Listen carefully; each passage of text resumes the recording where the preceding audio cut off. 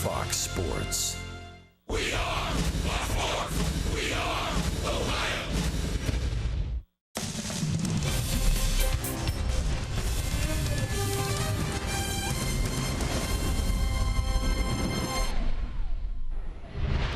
Toronto's Kevin Pillar had 2 hits in his previous 25 at-bats before he stepped to the plate in extra innings and knocked the wind out of the Indians with a game-winning homer.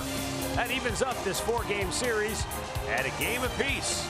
And now on this mid-Saturday afternoon, it's Game 3 of this weekend affair between Cleveland and Toronto. Hi again, everyone. Matt Underwood alongside Rick Manning. The Indians' bullpen has been, well, let's call it what it is. It's been an issue for most of the season. But since they acquired Brad Hand, he has helped to stabilize that bullpen. After all, coming over from San Diego, he had 24 saves this year with the Padres. He has been truly a bright spot out there. Throwing that slider, he has an awfully good one. That fastball is in the mid-90s. He's been able to get the left-handers out, the right-handers out. It hasn't mattered. He's just fit into the bullpen beautifully and settled a lot of things down. When you look at it, since the acquisition on July 19th, in his 20 games, a 1.74 ERA, hitters only hitting 187.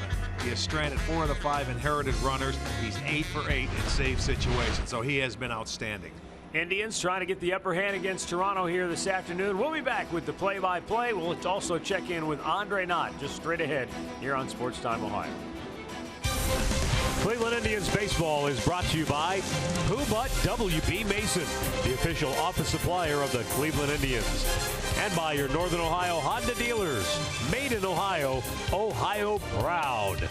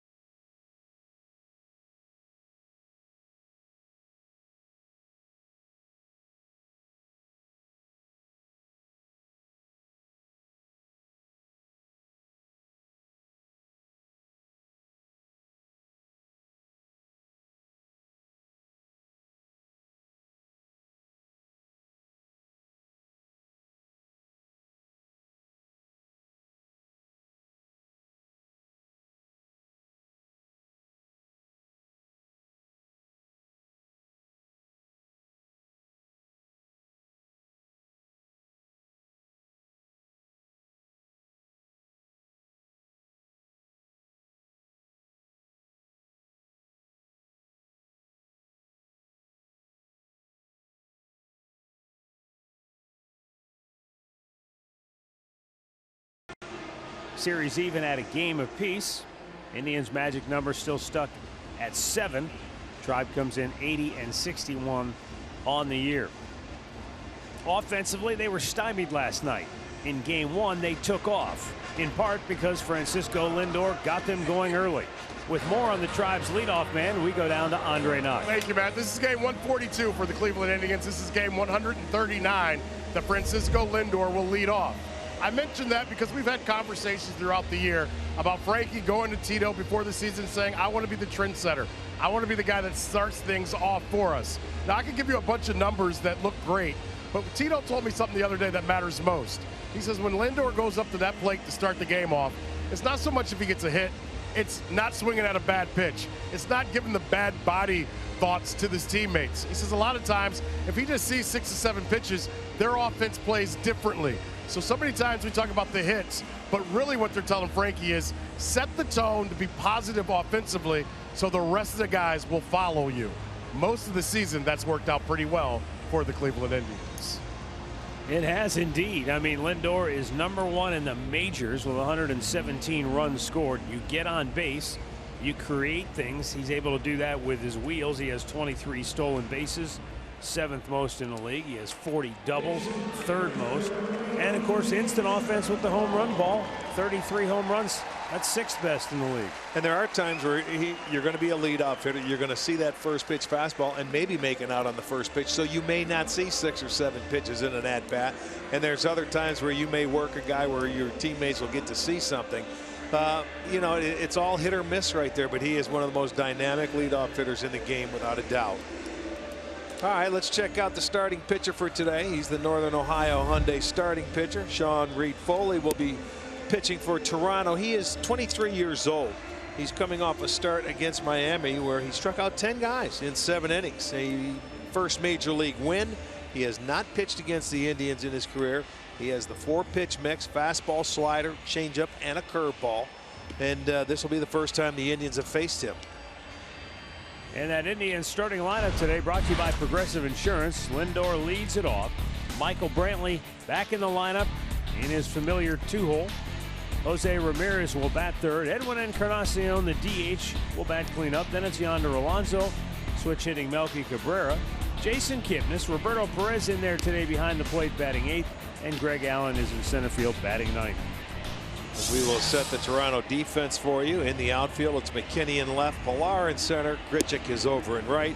On the infield, Diaz at 3rd, Gurriel Jr. is at short, Urena is at 2nd, Tellez is at 1st, Jansen doing the catching. Angel Hernandez has the plate today. Todd Tichenor is at first base, Chad Whitson at 2nd, Alan Porter down at 3rd. Cooler temperatures here in Toronto. I assume you've got similar conditions back home in Cleveland, though, and maybe a little on the wet side. Sounds like the rain has already moved in to northeastern Ohio. Here's the wide, and today's first pitch from Sean Reed-Foley, a fastball strike.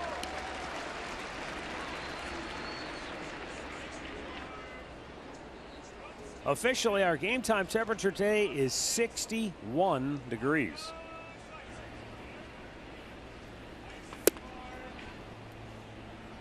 And that's quite a departure from the series opener, in which it was 77 degrees at first pitch.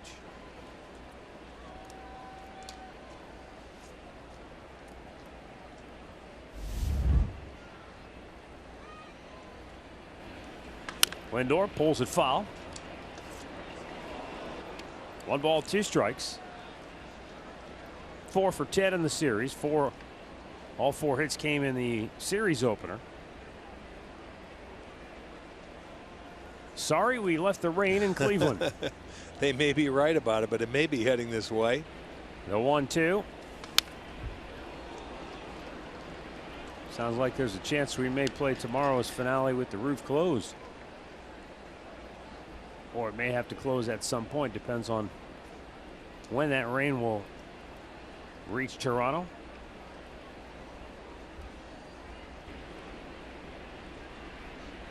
The 1-2. Up and away. That windup that he has right there, it's sort of like he comes set, and it's almost like he's pitching out of the stretch and then comes at you. And a big bouncer to second base. Easy play for Urena. 1 down.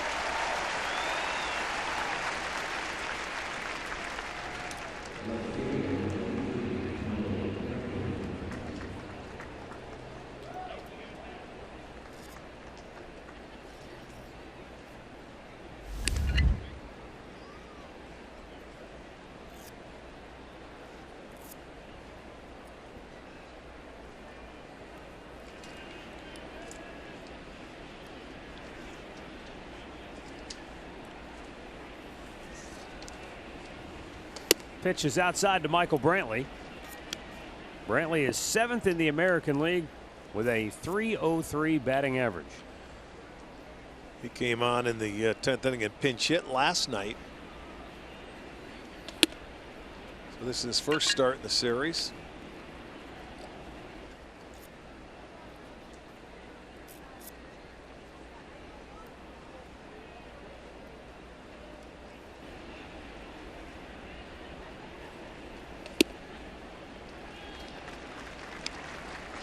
And now the count 2-1 on Brantley, who in addition to overall having a solid batting average this year, when it comes to facing right-handers, he has the 4th best batting average at .318. After never facing a guy before, you get the 2-0 count. He threw him a slider. Now the count is 3-1, and that's what you look for as an offensive guy, looking at a guy that you've never faced before, what he likes to throw in certain counts early.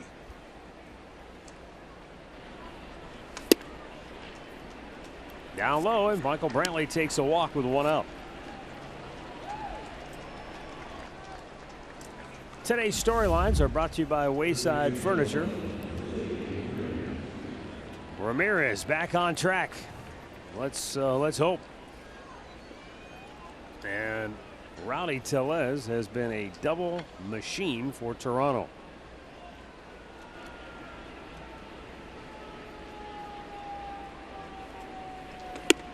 Pitch up high, ball 1. Jose Ramirez, 3rd in the American League with 37 home runs.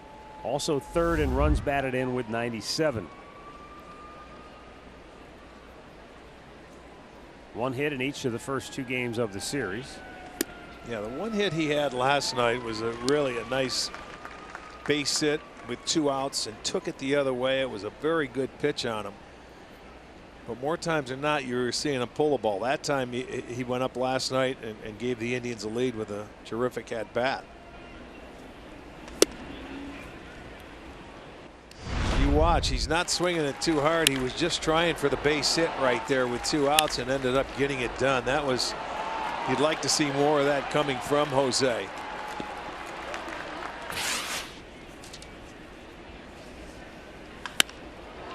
Fly ball center field.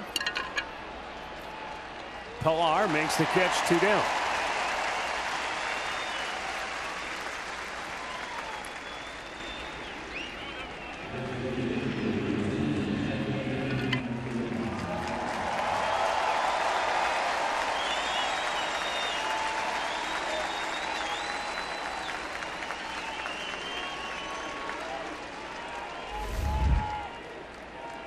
Edwin Encarnacion, boy, they still love him here in Toronto.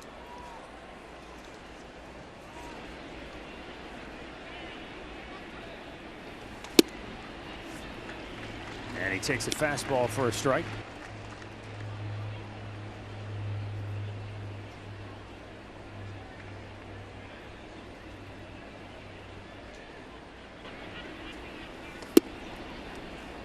A little low.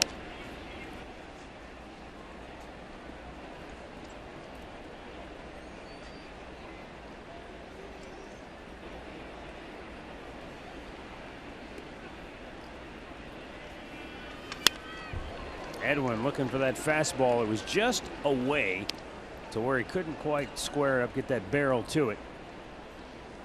And now he's in the hole 1-2. Edwin 4 out of 10 in the series.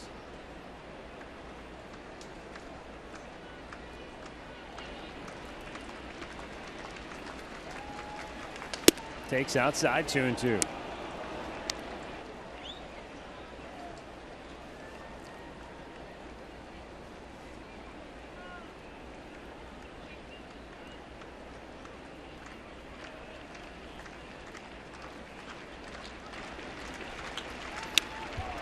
Spoils a fastball. Yesterday, Edwin took a ground ball single through the right side of the infield. With that shift on, if he gets a pitch that he can poke through, why not?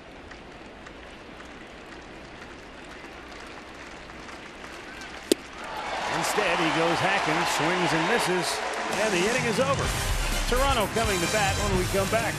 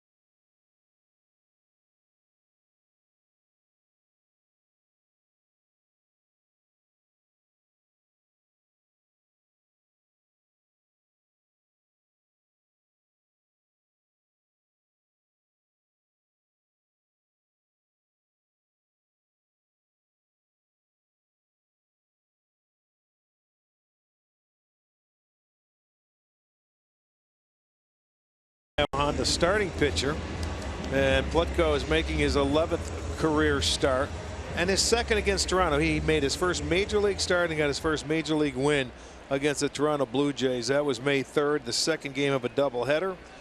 He went 7 1/3 innings, 6 hits. They scored him a lot of runs that game. He left leading 13-3 and got the win. Billy McKinney will lead off for Toronto. 2 for 7 in the series. And a line drive, backhanded, handcuffed Lindor. And McKinney is aboard to start the game for Toronto. Now that was a ball that had a lot of spin to it. And you know what? Frankie had to lay back on it, and that's why. See, he wanted to come in, and then all of a sudden he's got to stay back. And the spin on the ball, because I think it got inside on him, it just ate him up, and he couldn't make the play. So I'm sure it's going to go as a base hit. The way he's been scoring, it's going to be a knock.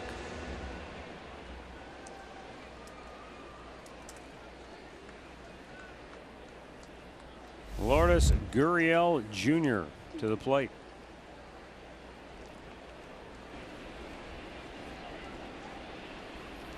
Shows bunt, gets it down, and it stays fair. See, he had a chance to get that ball and at least get the guy at first base, but he says, I think it's going to roll foul, and it didn't. It actually came back to the field. We saw that in game 1 on a Yan Gomes single on a ball that went down to the grass. It stayed on the dirt, and it stayed true the whole way.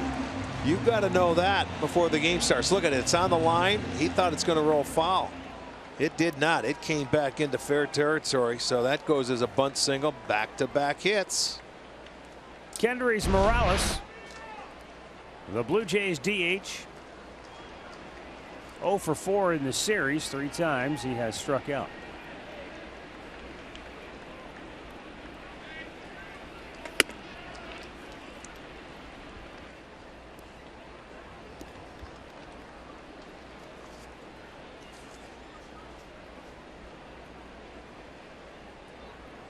When he's not swinging it well, which he is not right at the current moment, he is a double play machine. He's hit into 14 on the year.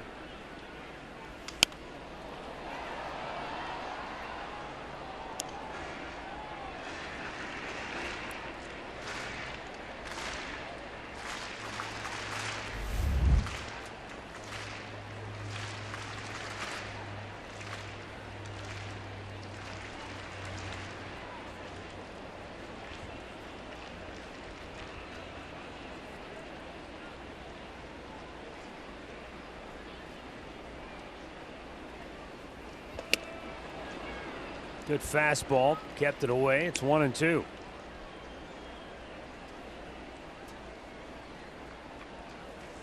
Look at Greg Allen in center field. He's playing him over toward left center field. So they're playing him to hit the ball the other way in the air. You can see more so to the pull side on the ground.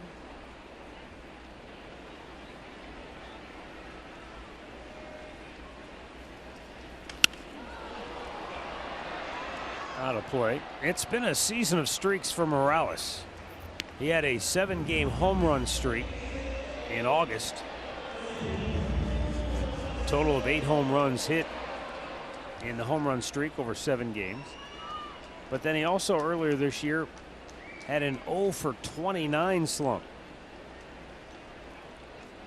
His batting average had plummeted to 143.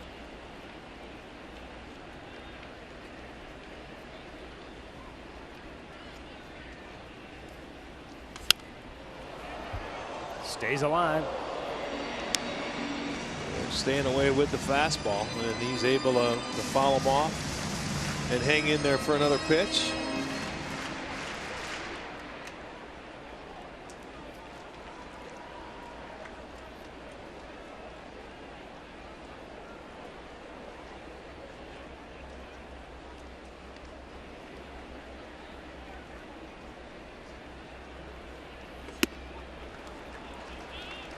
Takes a pitch up high. 2-2.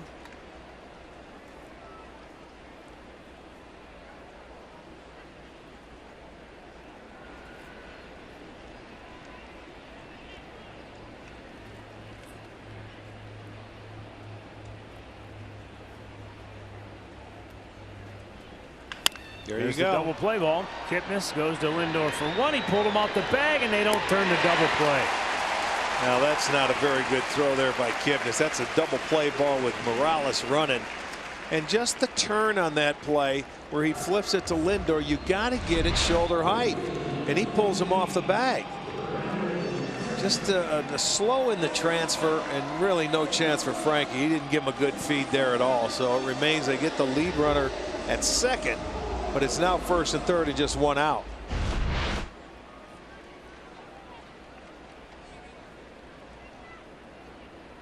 So first and third, one out. Randall Grichuk, the batter, and he's 3 for 7 in the series.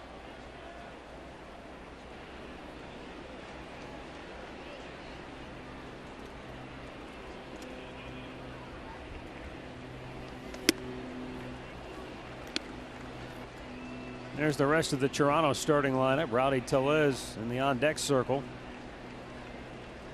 Kevin Pillar, yesterday's hero, with the game winner.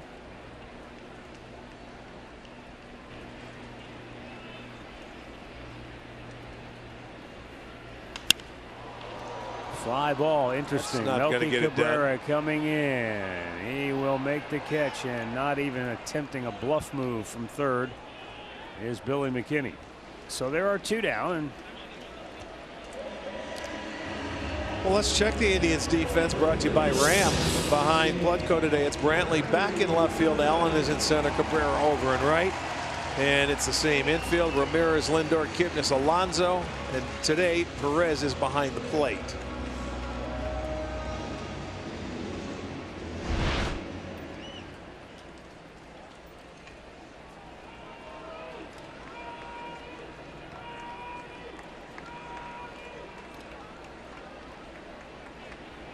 Big Rowdy Tellez, the rookie, making an immediate impact on the Blue Jays and especially their fans. He has 6 hits in the majors, and all 6 have been doubles.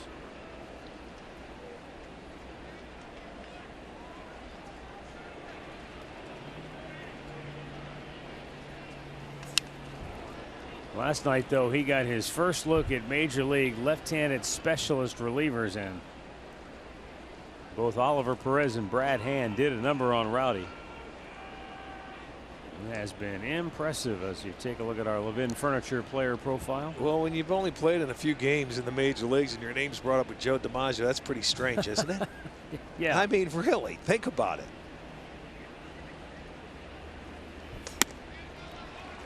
Up high, 2-1.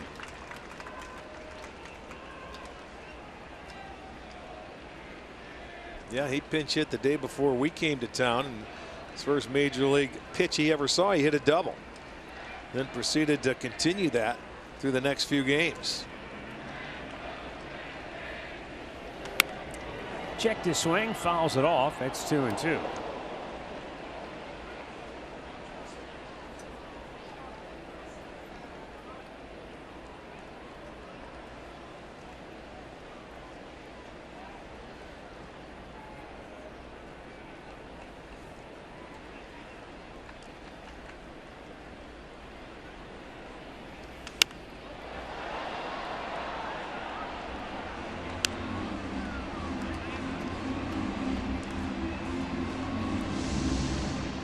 Rowdy Tellez from Elk Grove, California.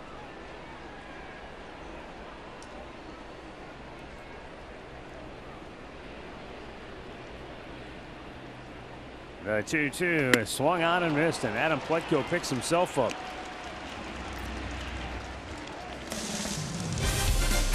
No runs, 2 hits, 2 left. We're scoreless after 1.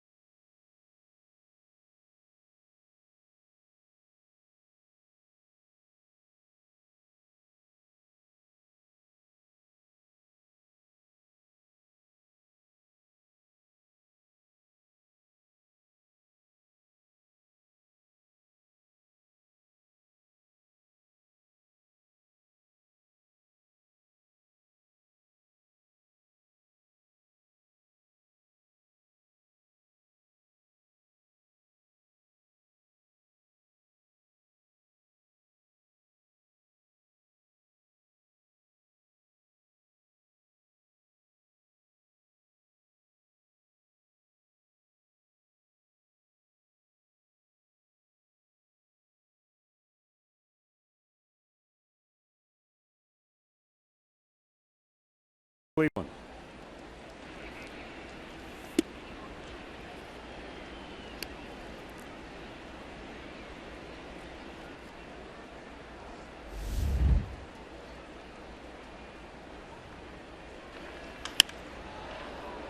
Out of play.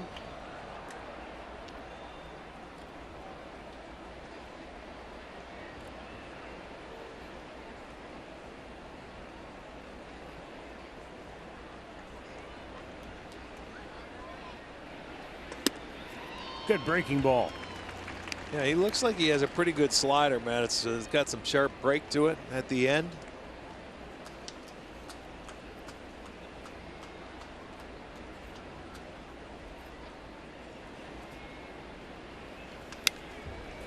Right back on the heater.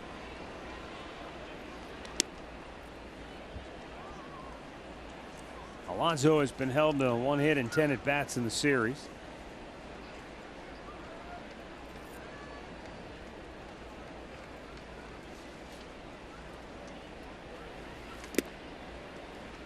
Two and two.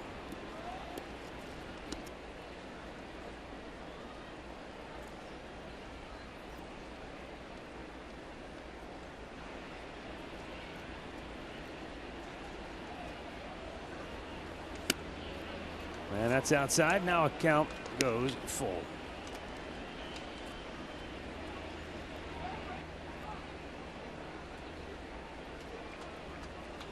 Melky Cabrera waits on deck. Jason Kipnis due up third. Alonso smacks the 3-2 pitch to deep right. One hops the wall over the head of Grichuk. Alonso's going for two. He's out from me to you. Well, he had in his last at bat a base hit. He hit it very hard to right field. It could only take a single. This one was hit even harder, and why he kept going is beyond me, because Grichuk, even though the ball bounced over his head, his momentum was going to second base. And he gets a fastball and smokes it to right field. Now watch the hop, and this is where he gets tricked. When the ball gets over the head of Grichuk, but look at it's right where he's going, and on this turf, you get a good bounce, and my goodness, he was out by 30 feet.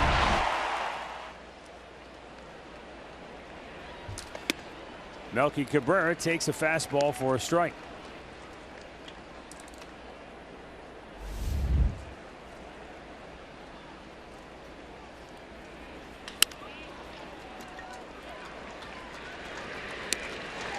Two away.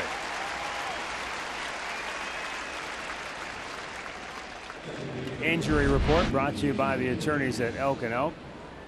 Josh Donaldson with the Akron Rubber Ducks in their playoff series. 1 for 2 with a single and a run scored today. And for the rest of the story with Josh Donaldson, he will work out in Cleveland tomorrow. Then he'll fly down to Tampa, work out in the area where he's worked out before, and he will meet the Indians on Tuesday in Tampa Bay if all goes well in these two workouts in the next 24, 48 hours. Thank you, Andre. 2 strikes on Jason Kipnis.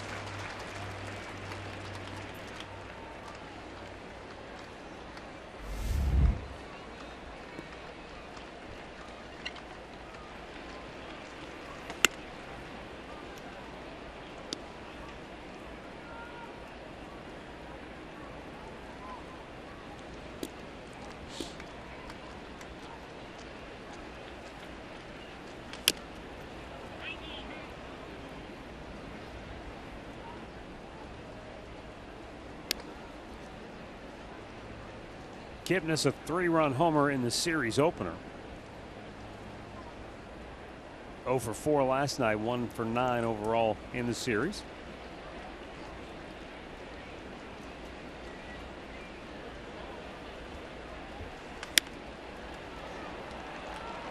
And the inning comes to a quick end. Middle of the second, no score.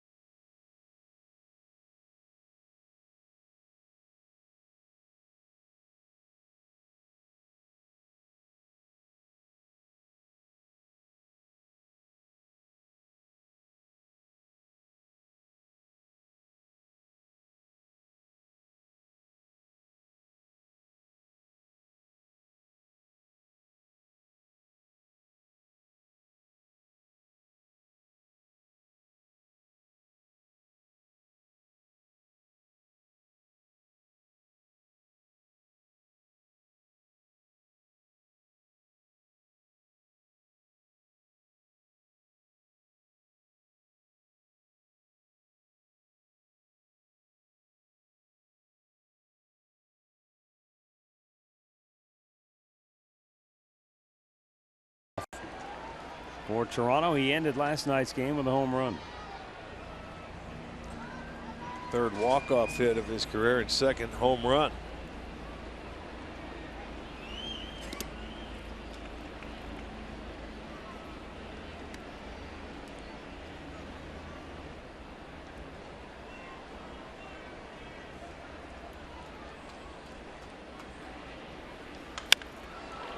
Off to the right and out of play.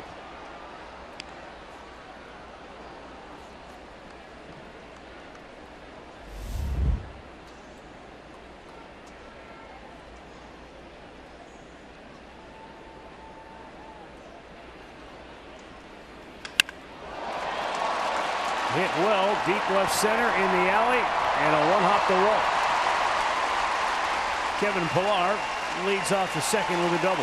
That's his 36th of the year. Yeah, he's had quite a few of those, and this ball was right down the tube, man. It was right down the middle. There it is, about belt high. The ball he hit last night was down. This one was up a little bit, right down the middle, and he plugs the gap in left center field. So the leadoff double now gives the Blue Jays 3 hits. Pillar, a career high 37 doubles a season ago. Now Danny Jansen.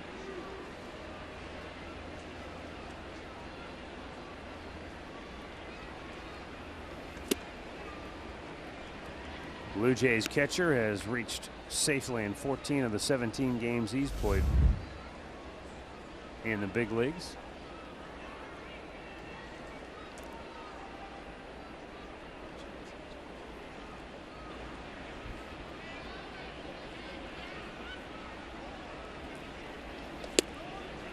Fastball outside, ball 1. Evens the count.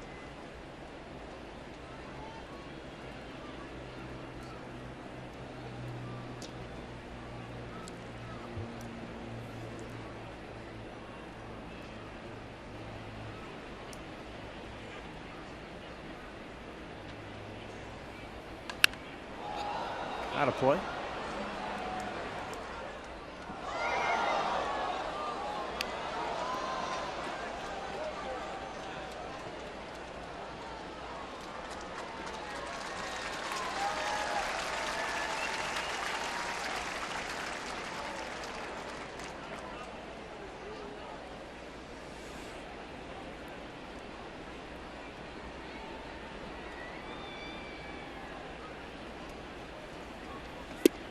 Strike 3 called.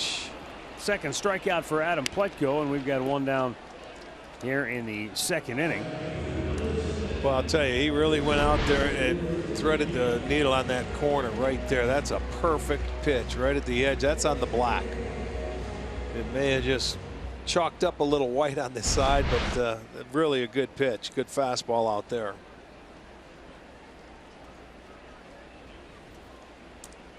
Richard Urena.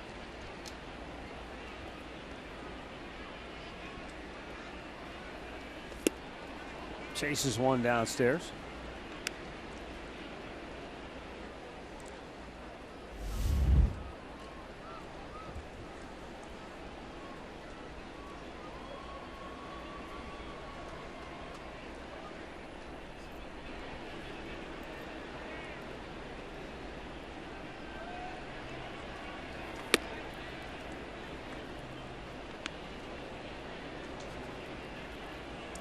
Urena is a natural left-handed hitter. He didn't start switch hitting until 4 years ago.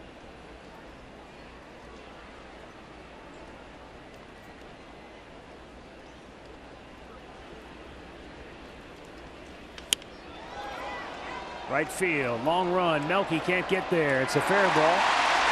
Around third, Pillar's headed home. He will score, and the Blue Jays lead it 1-0.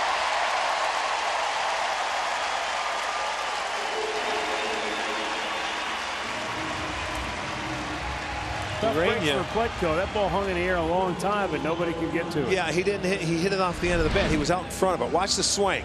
He had nothing on it. It was a changeup going down and away, and he got it off the end of the bat, so the ball didn't carry out there far enough. And on the turf, Melky had to sort of wait back for it. And by that time, Pillar was going to be able to score easily, so Urena gets his double. And Toronto will take an early lead. Aledmus Diaz, the 9th hitter. Takes a fastball low and away. Plutko in his last start against Kansas City, he went 6 innings. He had a season of career high 8 strikeouts, but he gave up 7 hits and 4 runs, and 3 of those hits were home runs. Back out of play.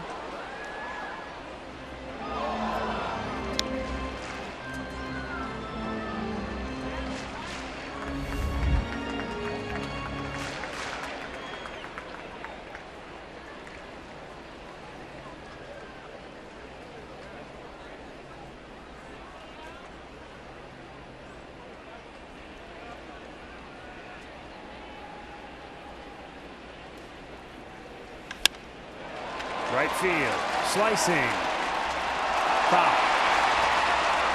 Oh boy, what a break that was.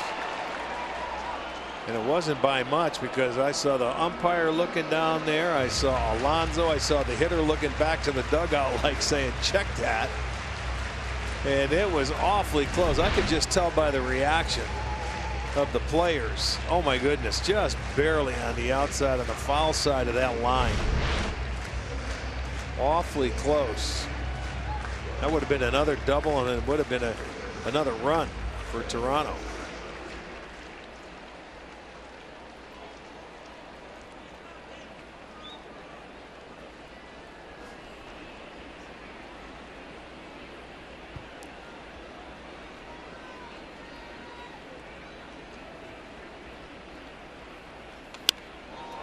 Three days ago, in a game here against Tampa Bay, Aledmus Diaz hit his 17th home run of the year.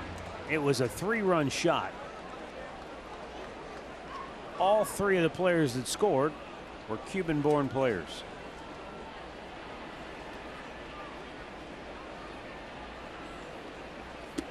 And it's not as rare as you might think. It's the 6th time that it's happened.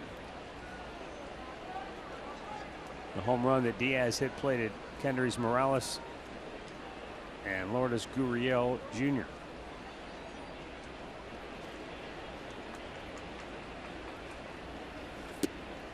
Missed outside. I wonder if we have more Cuban-born players now than at any other point. I would think so. I know the White Sox always have a contingency of Cuban-born players.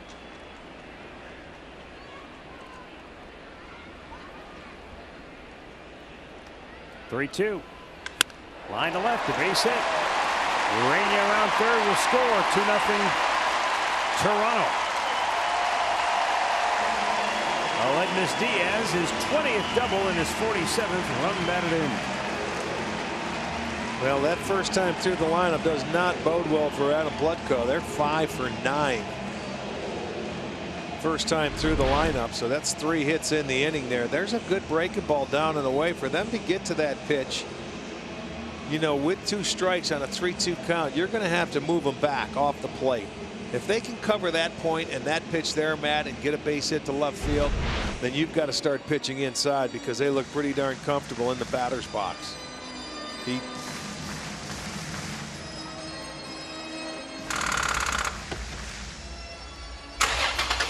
Start dead batteries with NOCO.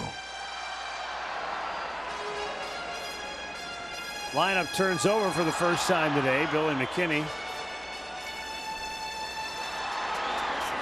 leadoff man who had an infield hit his first time up.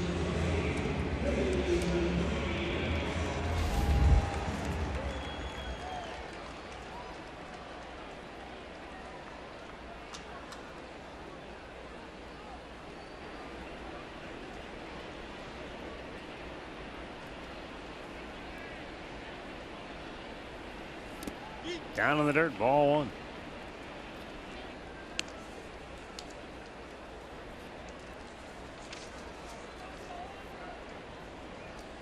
McKinney off to a very good start since coming to Toronto.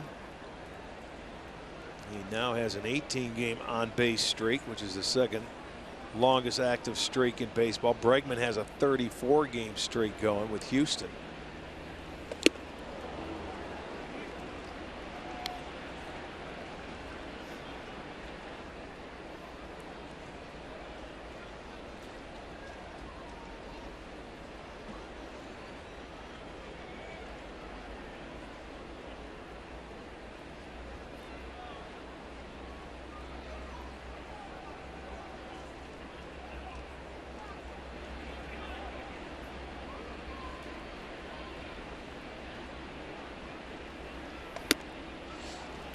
Boy, Billy McKinney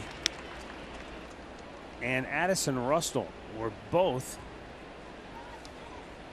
traded by Oakland to the Cubs in the Jeff Samardzija deal. Wow.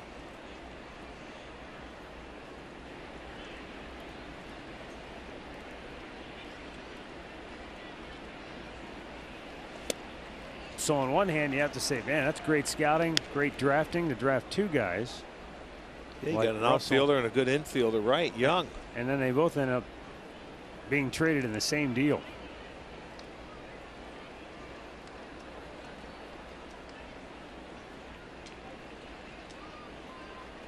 That did not work out well for Oakland. 2-2. McKinney wraps it to center. Greg Allen makes the catch. 2 down. Well, manage your dream team in franchise mode, plus get weekly stats, roster updates, and more. RBI Baseball 18 is available now. Learn more at RBIGame.com. Rated E for everyone.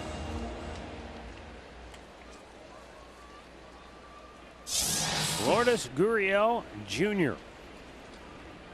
His dad, Lourdes Sr., was a baseball icon in Cuba. And because of that, it was long considered by most major league scouts that he and his brother Yuli were off limits. But of course, that went out the window when both he and his brother defected.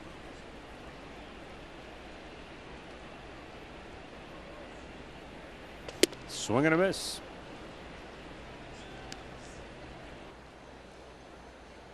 You know, it wasn't that long ago, too. It was February of 2016 when both he and his brother Yuli defected from Cuba.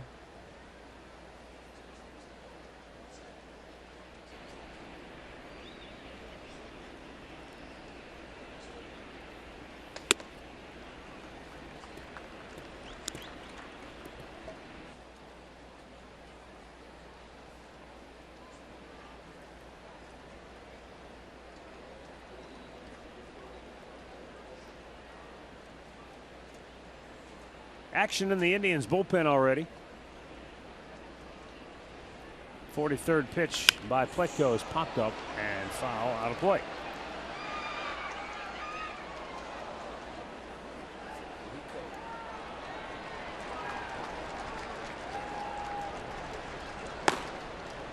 Tyler Olson getting loose.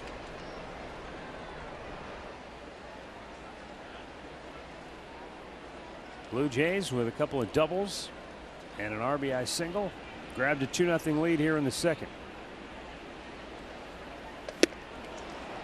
Gurriel strikes out. Pletko is fan 3, but Toronto has a 2-0 lead after 2.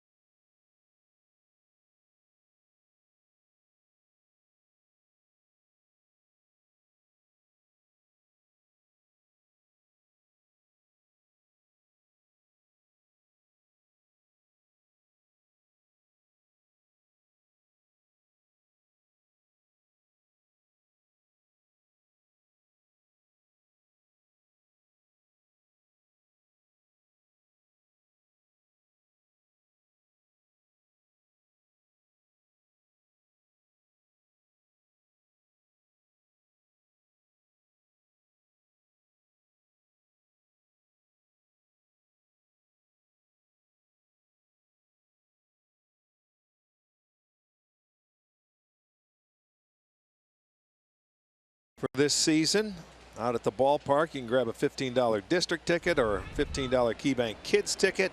Get your tickets at Indians.com or by using the ballpark app. Roberto Perez takes a fastball for a strike.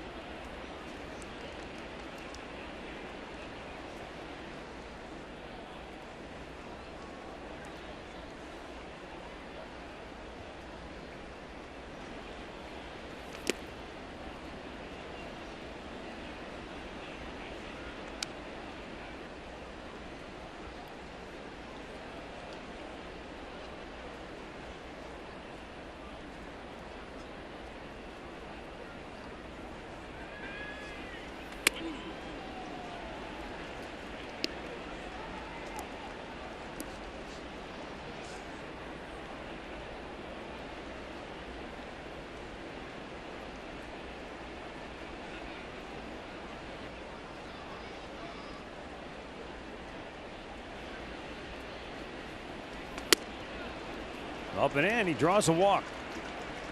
So Roberto is aboard. Second inning in a row, the Indians have their leadoff man aboard.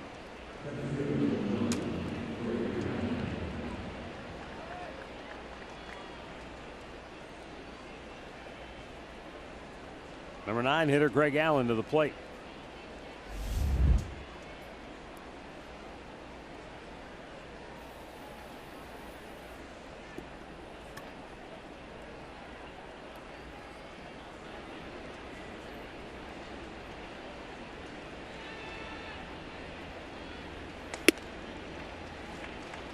Fastball just did catch the top of the strike zone.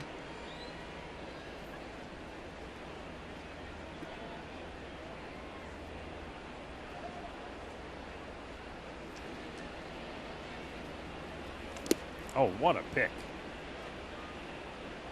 Danny Jansen able to keep that one from getting away somehow. 1 ball, 1 strike for Greg Allen, who has 2 hits in the series. They both came in the series opener on Thursday night.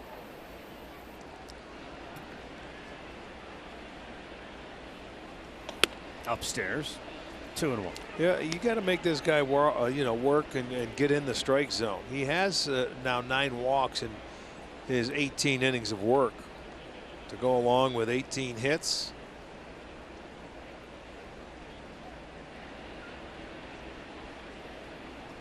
There's the slider that he can trust and rely on. He's not afraid to throw it when he's behind in the count.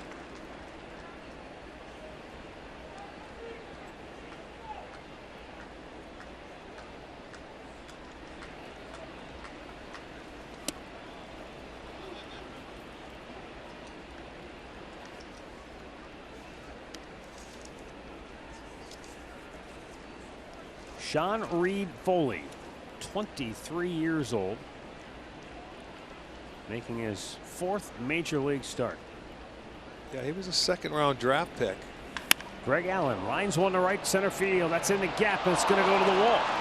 Roberto Perez lumbering into third. He'll be waved home. The throw goes over the cutoff man, and he will score without a play at the plate. The Indians get on the board and slice the lead in half. Greg Allen has his 8th double of the year and his 18th run batted in.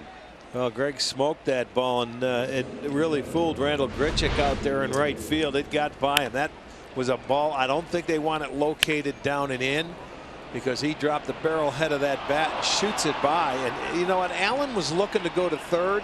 He was just not sure what Perez was going to do. He was looking for Mike Sarbaugh, and that's why he stayed at second base. If he could have known earlier, he would have been standing on third base. Mike was a little late in making that final determination on whether or not to send Roberto. And that's because it was Roberto not getting to third base in time. He had to wait and see the relay. But once the throw was over the first cutoff man, then it was golden for him to score, but not for Allen to go to third base, or he would have been on third base. I was watching him. He looked for his sign and everything. Francisco Lindor grounded out his only time up.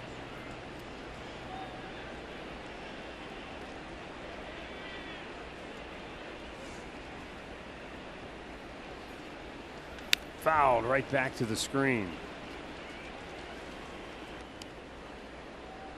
He had drive to success. Frankie Lindor, 117 runs, most in the majors. There's only 4 of them with it to this point. Special and elite group.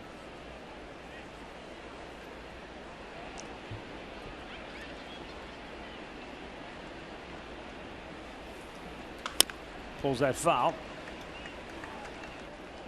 And he's in the hole 0-2.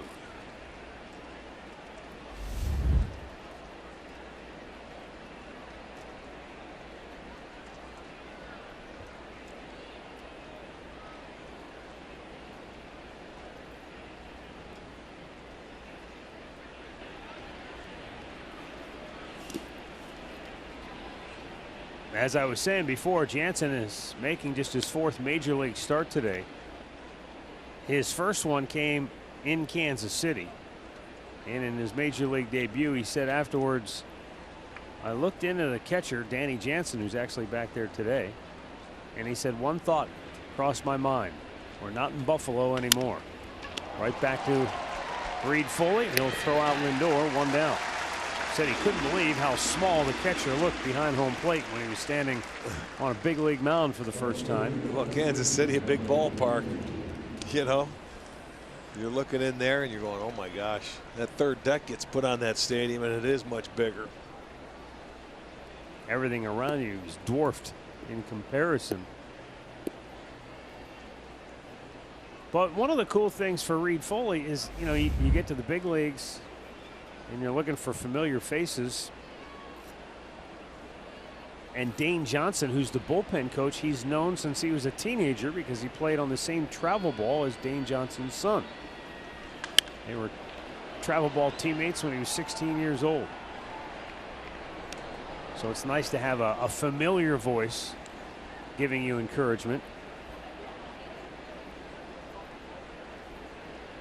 Yeah, it's always nice if you get called up to the big leagues to have somebody that you know can either hang out with or at least talk to throughout the course of the day while you're going through everything.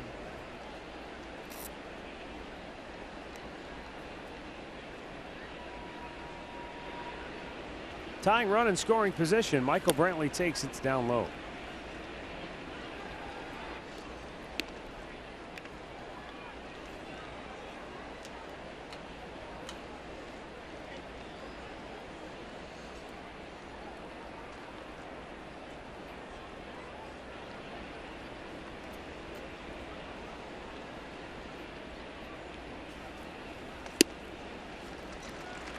Off-speed pitch drops in for a strike, and now Foley is ahead of Brantley 1-2.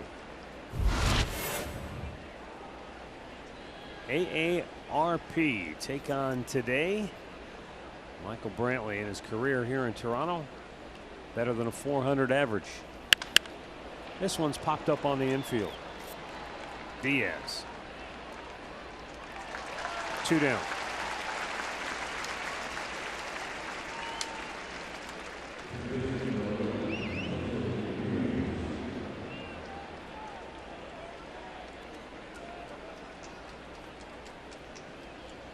Brings up Jose Ramirez, who had a big 2-out RBI hit last night. And as I mentioned at the time, that's been one of his fortes this year, the 2-out runners in scoring position base hit. Yeah, that's been his calling card. A .378 average on the year in these situations.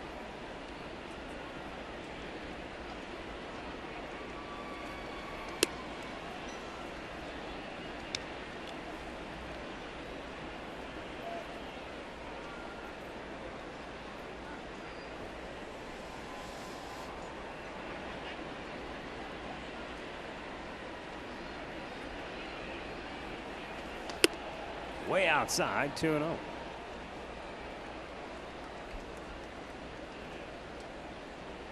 Blue Jays have 3 on the right side for Ramirez, which is primarily where he hits the ball on the ground. Yeah, last night on that hit, though, is right where Allen is leading off second. Because you remember there was an umpire over on that side. And again, we just see a 2-0 slider from Reed Foley.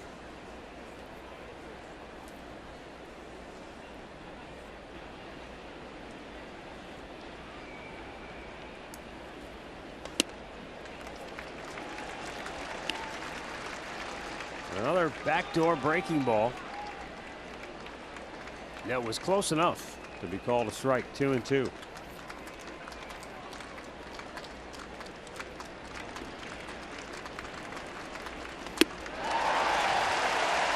Strikes him out with a high fastball. Well, the Indians get on the board. It's 2-1 Toronto, middle of the third.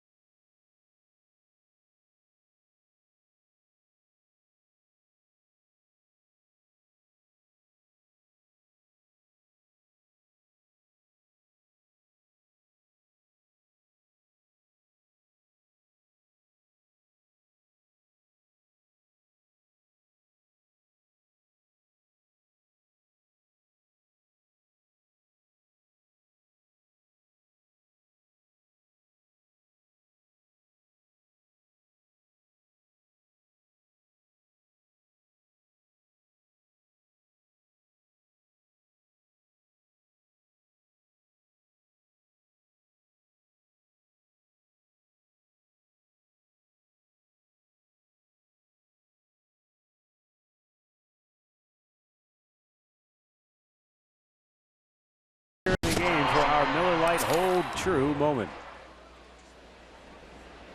2-1 Toronto. We go to the bottom of the third, and Kendrys Morales to lead off for the Jays.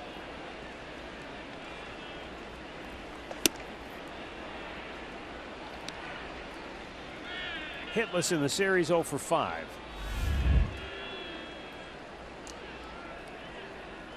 Well, I just noticed he shaved since last night's game. Swing and a miss. It's 0-2. Gone is the scruffy beard.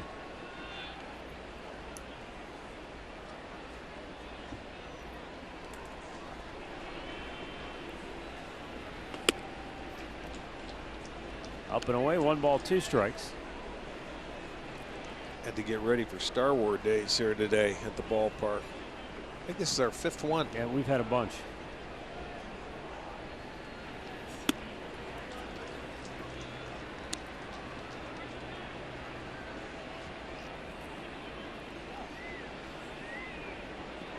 And that's just this year. It seems like we've had a bunch of these in recent years, too. Down goes Morales. 4 strikeouts now for Pletka. T-Mobile, built for baseball. Adam Pletka made his first career Major League start and got the win. On May 3rd, it was game 2 of a doubleheader at Progressive Field. He held the Blue Jays to 3 runs on 6 hits over 7 1/3 innings of work. He did not walk a batter and struck out 6, and that is still the longest start of his big league career. Yeah, the offense certainly helped him out. That enabled him to go a little bit longer. But boy, you get your first start, your first win. That's something very special. And then was down the next day. Because Adam is this is the 6th time he's been at the big leagues this year. He's been one of those guys that we talked about, been down, called back up, you know, a number of times throughout the course of the year. What happens when you have options? Getting an extended opportunity now with the injury to Trevor Bauer.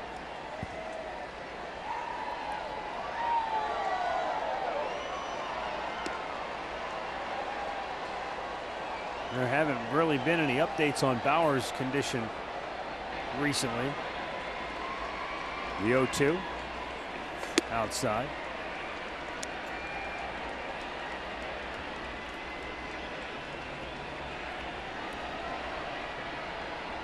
No, that's true. That's no, you want to hear his name. We haven't heard it, so it doesn't sound like he's going to be on the horizon anytime soon.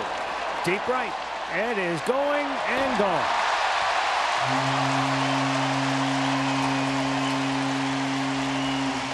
Randall Grichuk's 20th home run.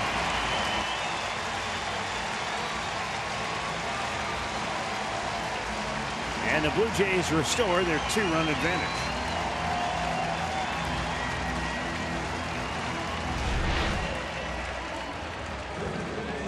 He just stayed on that baseball and drives it the other way. As you mentioned, he gets his 20th. Plutko gives up his 17th. And this is a Toronto ball club that, you know, they're no strangers to the extra base hit. They're 3rd in the league. Rowdy Tellez pops one up halfway between home and first. Alonso puts it away, 2 down.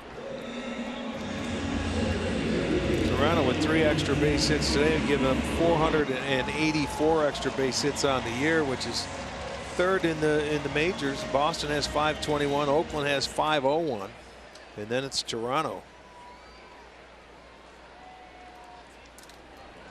John Gibbons looks like he's out for a Saturday afternoon ride in the car, just hanging around in the back seat. Laid back. Well, there's rampant speculation that he will not be back as a manager next year. I don't know if it's officially been put out there, but no, but I saw where he said he doesn't want to start a rebuild mode here, and that's exactly what they're doing this year with all their new kids and all the pieces that they once had a couple of years ago are gone. The 0-2 I mentioned to you the other night. A lot of speculation that Eric Wedge may be the next manager of the Toronto Blue Jays. Right now it's Toronto 3, Cleveland 1 as we head to the 4th.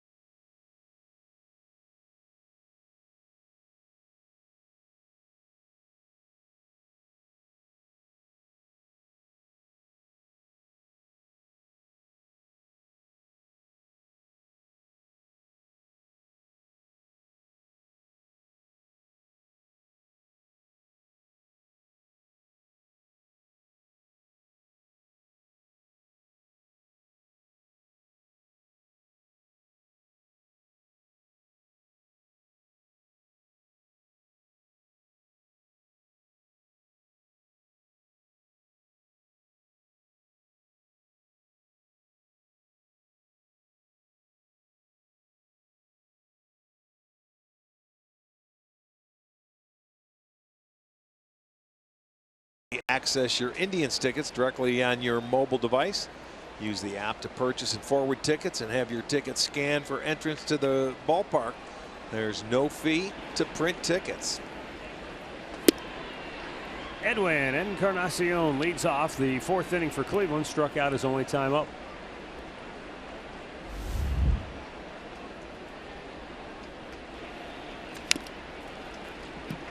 One and one.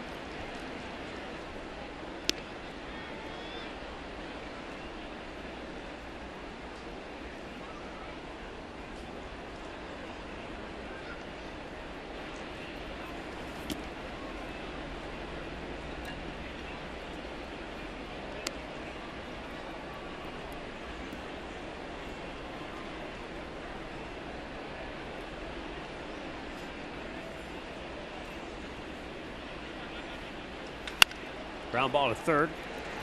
Aledmus Diaz can take his time. Throws out Edwin. 1 down. Series wraps up tomorrow here in Toronto. Mike Clevenger will go for the Tribe. Indians Live begins our coverage at 12:30. First pitch just after 1 on Sports Time Ohio and streaming on Fox Sports Go.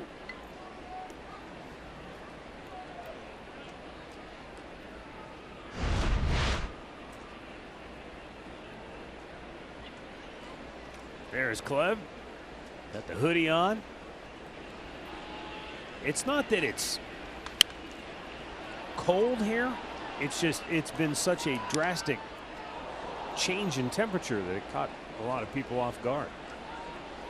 And went from almost 80 to 60 in a span of about 24, 36 hours. Sort of refreshing. No humidity.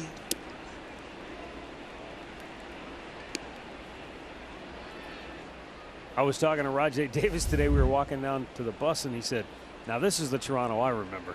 Yeah. He said, "Man, when I played here, it seemed like there was 1 week of summer the whole time." Alonso cuts and misses.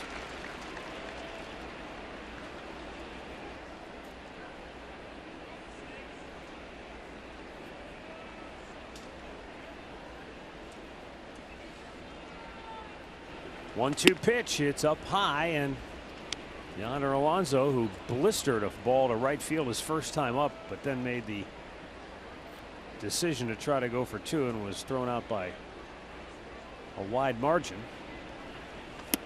But he goes down hacking here, and we go down to Andre Knott with more on Trevor Bauer. Well, I hear you guys talking about him, and you're right. There hasn't been a lot of news about Trevor Bauer and his injury.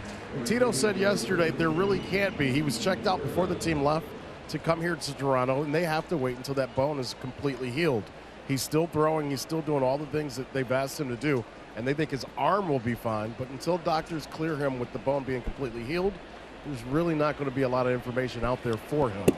Now, he thinks once they let him throw, he's told me he feels like he'll be a week and a half to 2 weeks away from being able to pitch. So you can start doing the math on where that'll put him as we get this news.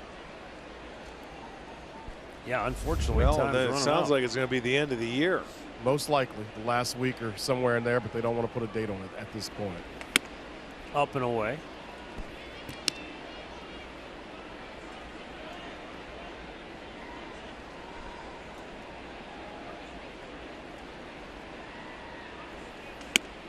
Andrew Miller threw here on Thursday, and everybody was excited. What's any update there? He threw again today, and there's a very good chance that not only will Josh Donaldson be activated when the team gets to Tampa, but you may see Andrew Miller as well get activated. I was told by Carl Willis that the ball was coming out of his hand very good today, and they are all signs point to him getting activated very soon. Ground ball up the middle, and that's through. Melky Cabrera with his first hit in the series, and a 2-out single keeps the inning alive. This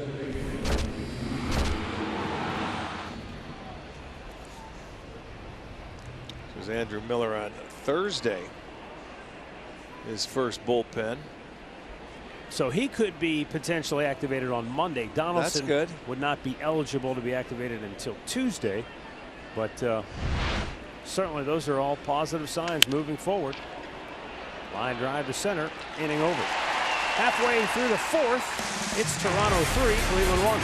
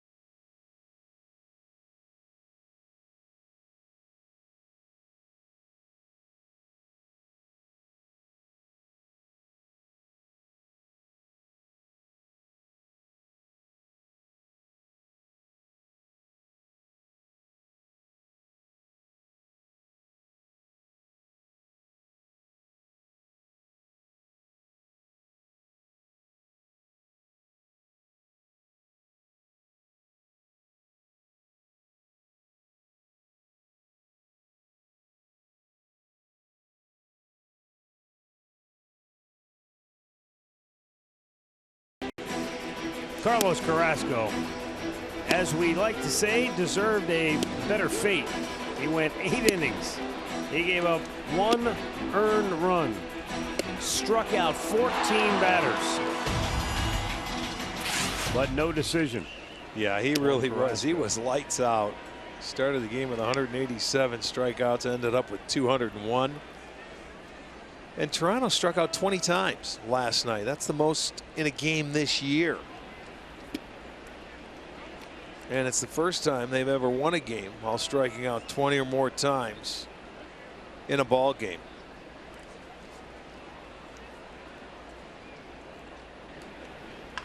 Ground ball hit to third. Jose Ramirez retires Jansen, 1 down. Stat of the game brought to you by Buick. Indians with a pair of 200-plus strikeout guys.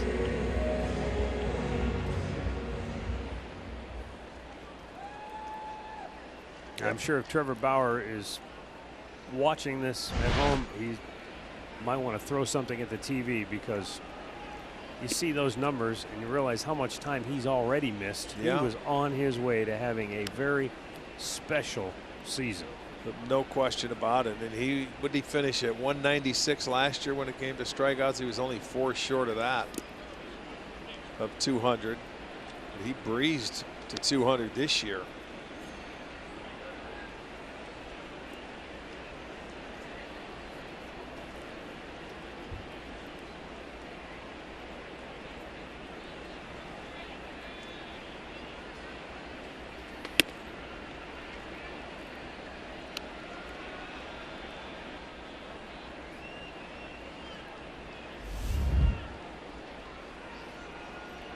Urania hit the changeup for a double last time off the end of the bat and didn't really get it hard enough where it fell in.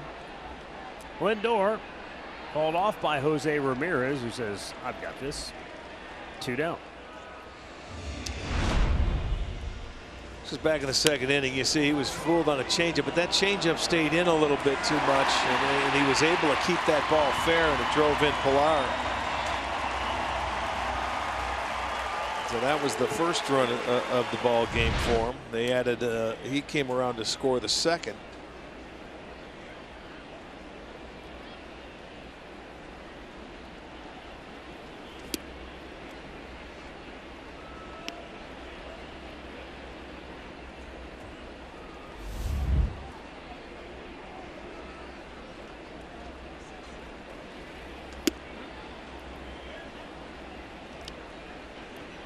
Aledmys Diaz, an RBI single.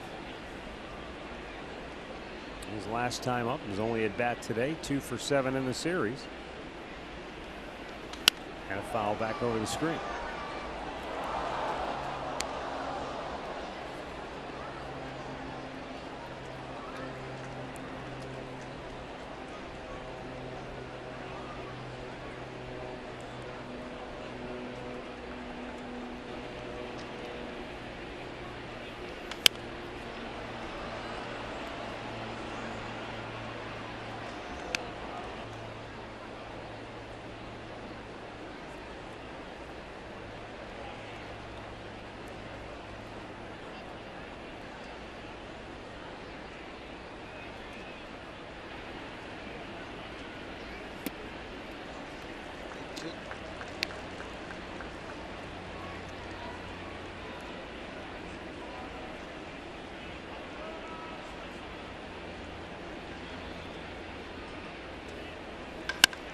Just threw the bat at it, and look at this. He gaps it. Over the fence, a ground rule double. Well, Diaz is the guy in his last at-bat. He ended up pulling that breaking ball away, if you think about it, and he drove it to left field. He just missed the line down the right field line, and he hasn't pitched him inside. I haven't seen a pitch go inside to this guy today. He just kept his hands back and threw the barrel head of the bat at it. He was fooled and that ball bounces over the fence. So that tells you he's got to be just looking for everything away.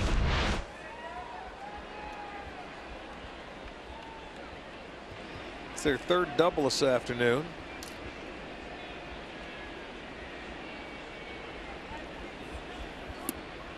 Down low with the breaking ball. 1-0. Billy McKinney, an infield hit in the first and a fly ball to center in the second.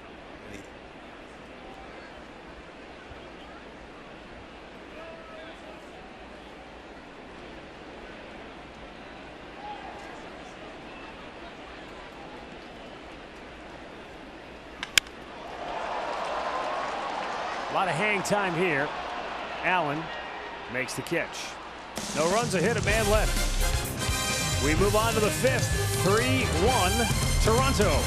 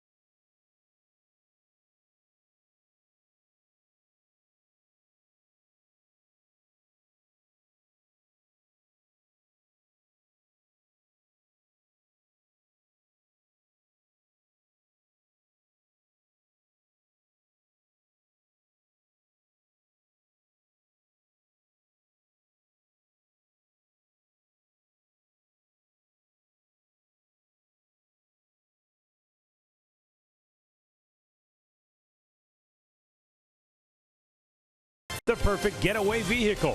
Visit KiaDealers.com to learn more.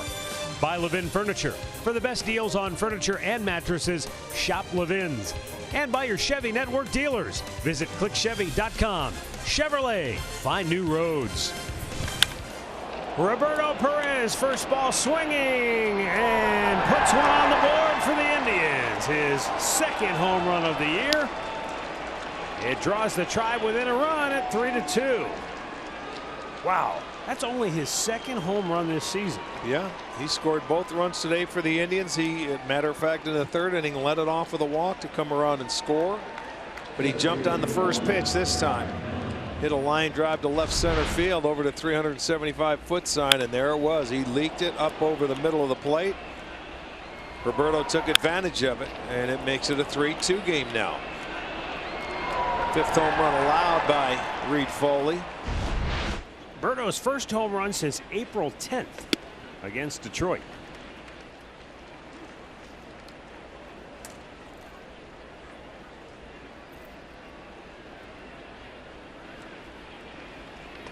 Now Greg Allen taking. It's a called strike.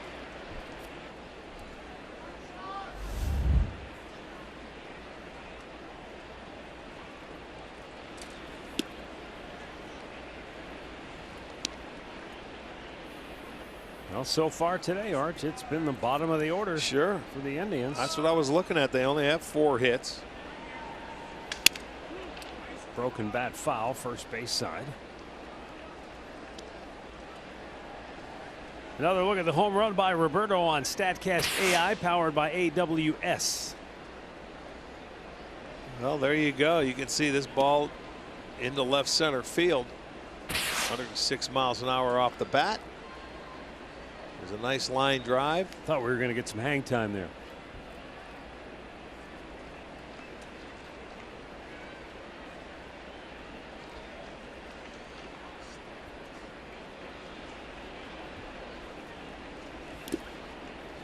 Two and two.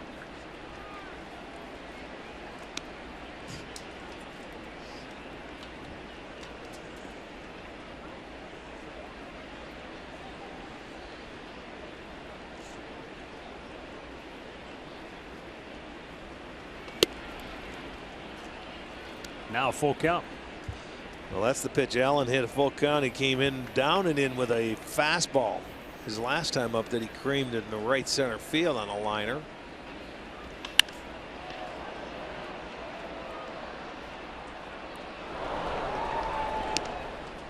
Three balls and 2 strikes. The count for Greg Allen, with the Indians down a run here in the 5th inning.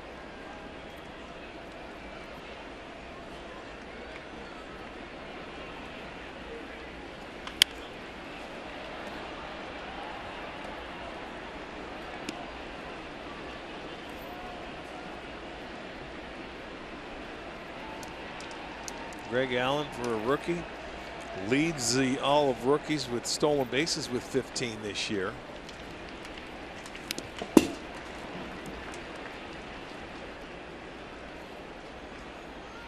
Just did get a piece of that one.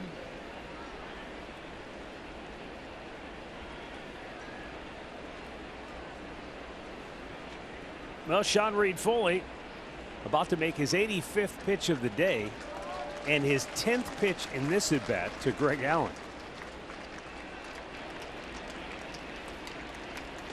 Way outside, ball 4.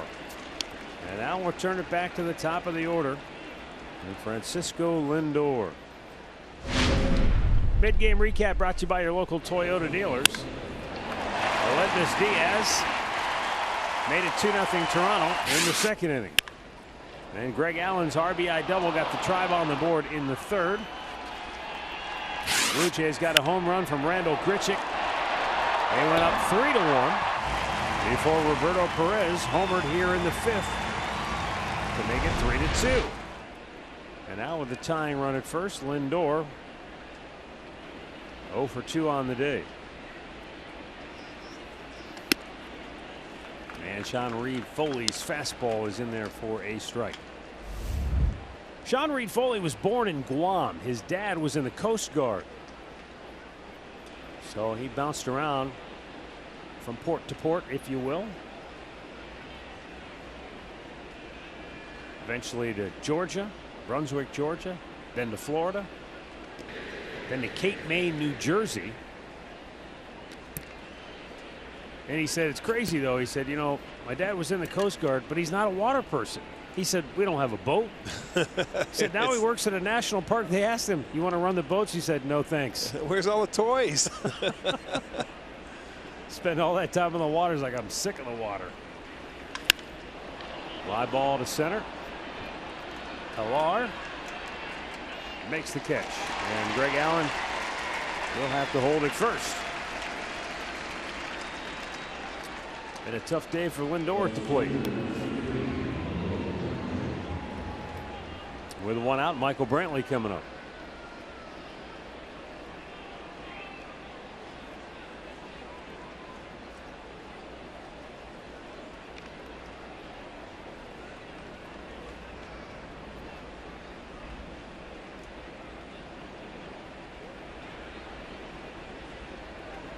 (3-2) Toronto in the 5th.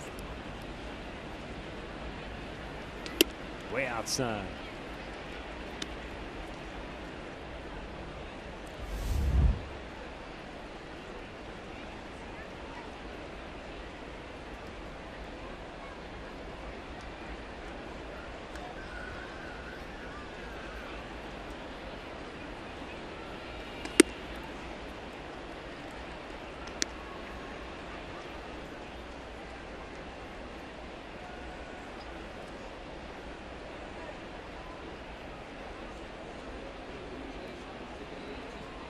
Now action in the Toronto bullpen. Lefty and a righty both getting loose. Brantley takes, and that is in there. Bottom of the zone for a strike, 2-1. Count 4-2-0 sliders today that he's thrown in those counts to different hitters. And that would be something you file back if you ever face this guy again.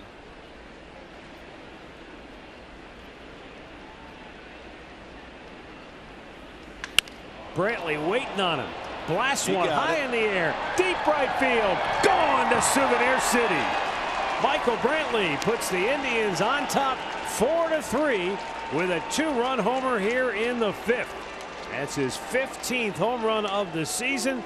And now Brantley has 72 runs batted in. Yeah, Brantley spit on that 2-0 slider, and he waited for the fastball, and he didn't miss it this time. Michael is 15th, and this ball was just right barreled up beautifully, belt high, and that's not coming back. And the Indians will take their first lead of the day.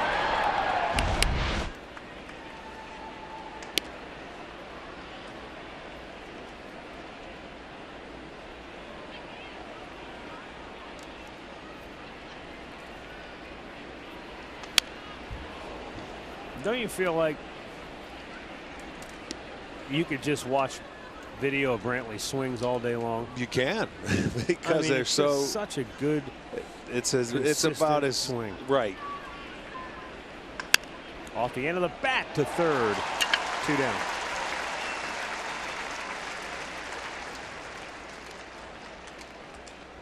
So efficient. He's quiet in the batter's box. And when you look at this and you just see the StatCast numbers you're going to see behind this, it's a line drive, 100 miles an hour off the bat, just nothing special, just a nice, quick, efficient swing. Always has been.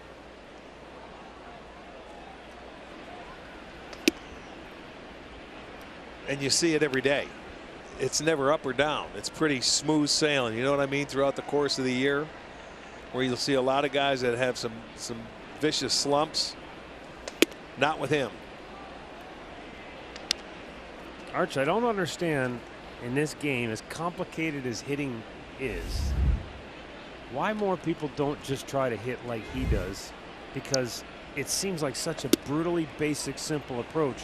And then you see guys in open stances, closed stances, goofy hand placement. Well, Michael just sets up kind of square, taps the bat on the shoulder and says, all right, low here maintenance, we go. because he doesn't try to kill a ball. He hits the ball where it's pitched. You know, you see it, boom. If it's away, you take it the other way. If it's in, you'll turn on it. And it's a simple approach, I think. Comes the pitching coach out to talk. That's his Sean Reed Foley. His 4th walk. So they have 2 homers in the inning, 2 walks in the inning.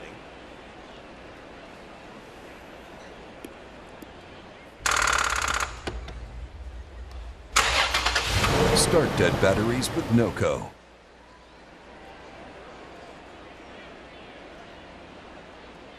Arch, Matt. Yeah. And the question that Matt just asked, how much do you think that helps that Brantley was taught that swing at such a young age and was able to grow with that swing? Well, we see a lot of guys kind of just pick up a bat and just start swinging it and don't really have, I don't want to say coached, but aren't coached the way he was coached and taught early on in his career. Well, you know, he was raised around a ballpark. You know, his dad was a major leaguer, so he grew up around a clubhouse, so I'm sure it has a lot to do with it. And I think also, Andre, part of it probably is that there are guys that swing just wouldn't work for them because it wouldn't be natural. Well, and they just don't have the strength and the power to, you know, you look at some guys that if they want to hit the ball with power, they've got to generate a lot of bat speed, and they need to do things like lift a leg and really drive through it. And maybe they just need to do different things. Michael just spreads out, tap, tap, here we go. Not much of a stride. Yeah. The one thing that's remarkable to me is he won't change anything to hit more, to generate more power.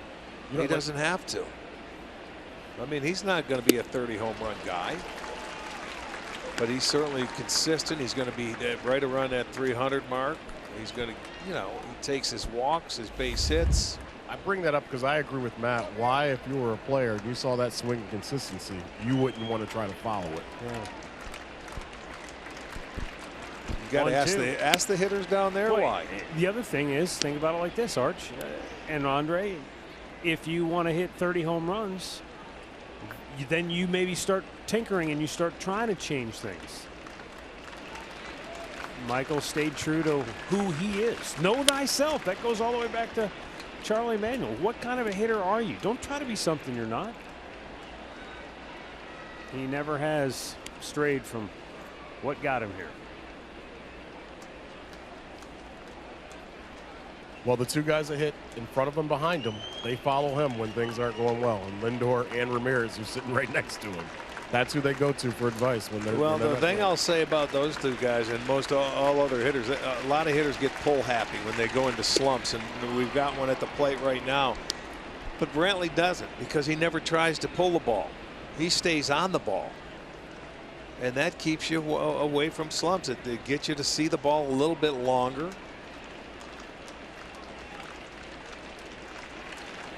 I think a lot of guys try to do too much.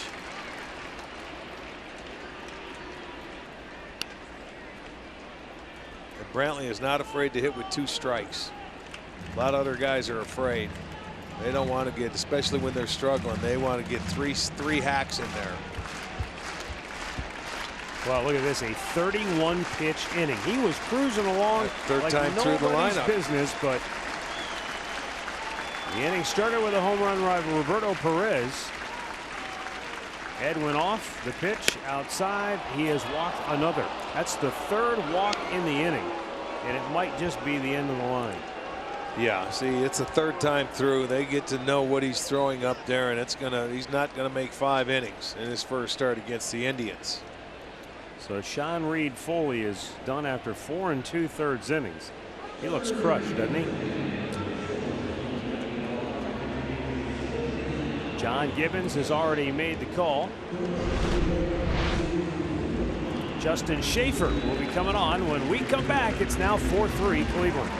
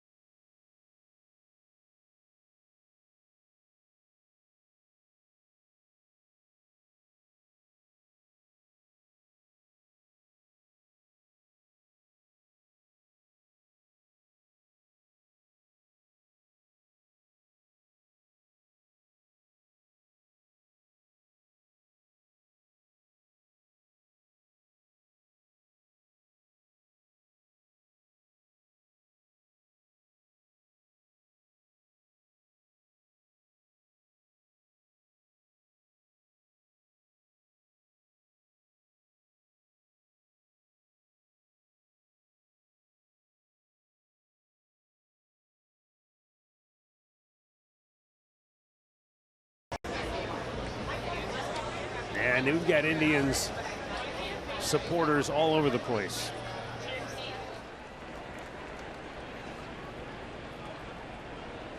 Two on, 2 out. The new pitcher is Justin Schaefer.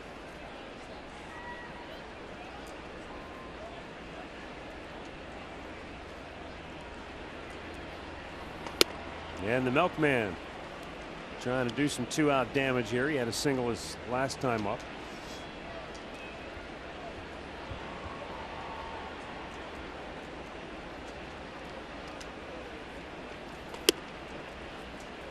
Fastball missing outside.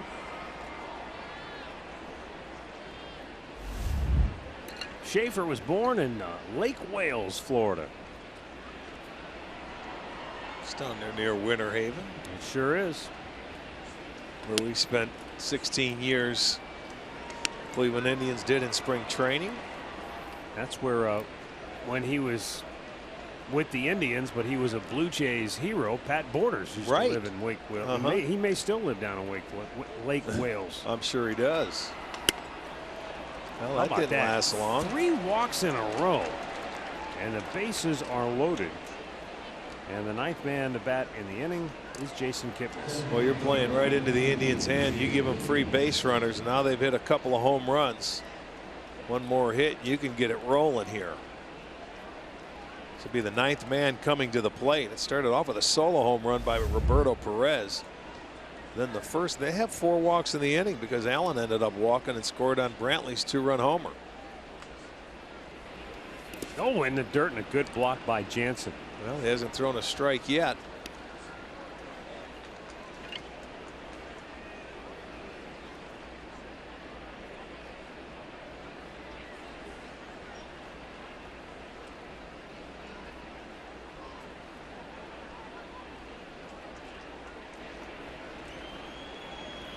Wow, that's a heck of a job by Jansen. It's one thing to block a ball in the dirt. Catchers work on that so much in spring training, it becomes part of their second nature to them. But the ball above your head, that's a tougher one. It doesn't, maybe it doesn't seem that high. You can't see it with the mask. Yeah, it doesn't seem that difficult, but it can be. Yeah, they're geared down. You're right, down and in the dirt. Not up above your head. And boy, oh boy, they are doing the Indians a favor here. Kipnis has got to make this guy get in the strike zone, if not once, at least twice, I would think. Biggest crowd of the series for Toronto, and they are not happy at the moment. Wow. That's just a free RBI. How about that coming out of the bullpen?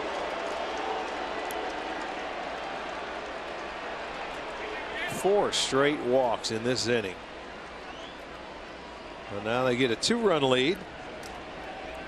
Pitching coach coming out after 4 pitches.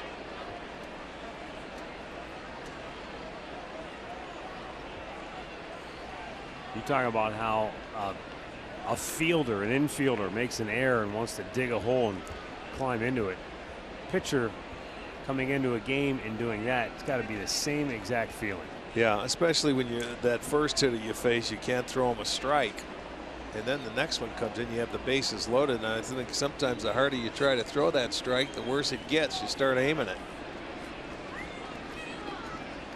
Well, Justin Schaefer, he's thrown 8 pitches. Not one of them has been a strike. And the man who started the inning off with a home run is at the plate. And he hit that home run on the first pitch.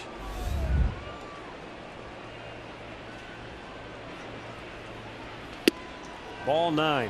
Well, he tried a slider. Give him credit. He threw a different pitch. That's probably what the pitching coach said. Let's try and slow you down. Throw a breaking ball and just throw it for a strike because you know they're going to take it. 10. Well, there's no way you can defense this. I mean,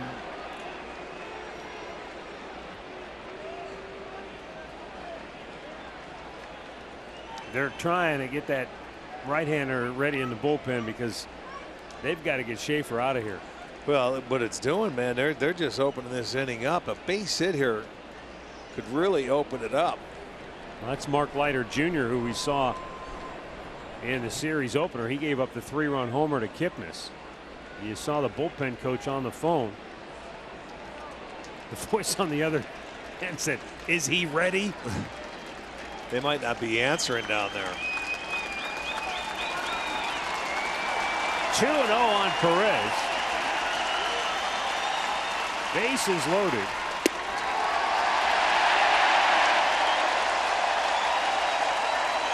And you would think they just hit a home run. He finally threw a strike. The old Bronx cheer. 2-1.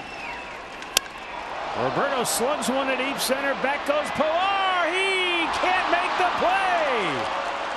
Alonso scores. Cabrera scores. Kipnis comes home as well. Roberto Perez, have yourself a day. He started the inning with a home run, and now a 3-run double has blown it open. It's a 7-run 5th for Cleveland.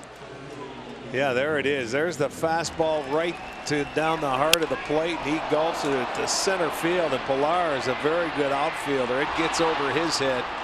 All 3 runners off and running at the crack of the bat come in to score. And this inning is still rolling. Perez has had some kind of inning. Remember, it was Perez who walked and scored the Indians' first run of the game in the third.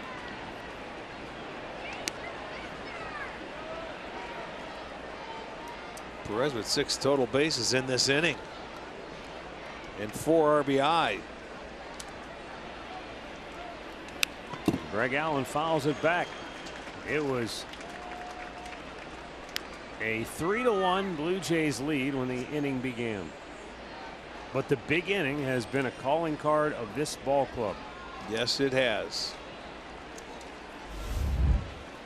You look at that doubleheader that they played in Cleveland. They had 2 monstrous games. Oh, that's right. Double digits. They lost one. They won the second one, and that one is the one that Pletko pitched.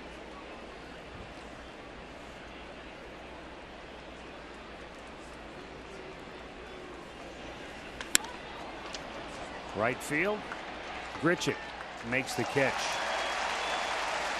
The Indians bat around and then some. Roberto Perez a homer. Brantley a 2-run homer put the Indians ahead. A bases loaded walk and then a 3-run double.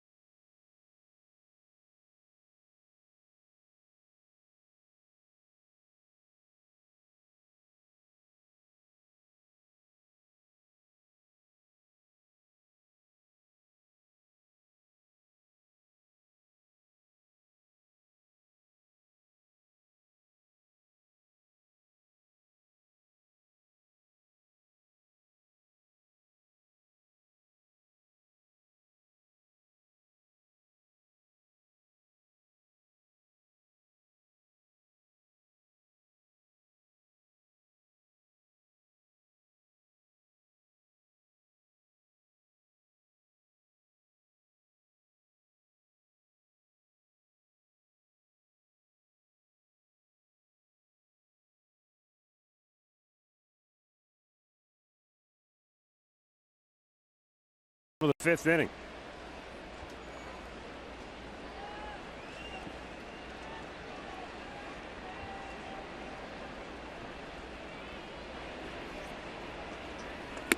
Up high.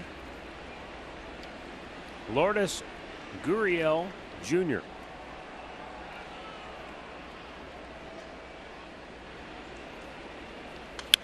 I asked earlier if maybe this year we've had more Cuban-born players in the big leagues than ever before. Mike Bachta dug out the research. 24 Cuban-born players have appeared in the majors this year, but the most is 30. And that occurred just a couple of years ago, and also in 1967. Okay. Some great names from that 67 class. From Cuba, El Tiante, Louis Tiant. Joe Eskew. Our man Joe Eskew. Yeah. Tony Perez, Tony Oliva, and Zoilo Versailles. His last 2 with Minnesota. Yeah. And Redbird said that this year this is the most Cuban-born players the Indians have had since 1969, when they had Tiant, Askew, Zoilo, and Jose Cardenal. I always forget Jose Cardenal was a member of the Indians. How long? He seemed like he was a first base coach in New York for Joe Torre there for quite a few years. Well, he's He was in baseball a long time.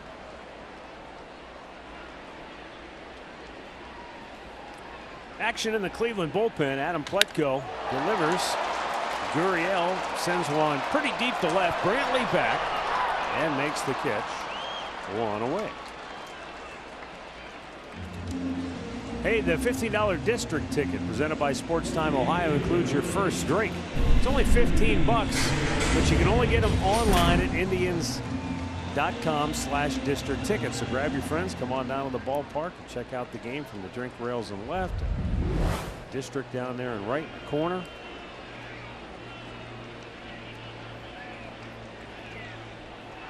And we've only got one homestand left for the regular season, so make your plans to get on down and be with us on this last homestand coming up. 3 games next Monday, Tuesday, Wednesday in Tampa. And then we'll come back home for the last homestand of the year. Yeah, we'll get Detroit for the weekend. Then we'll have Chicago. And then Boston, right? And then Boston, correct.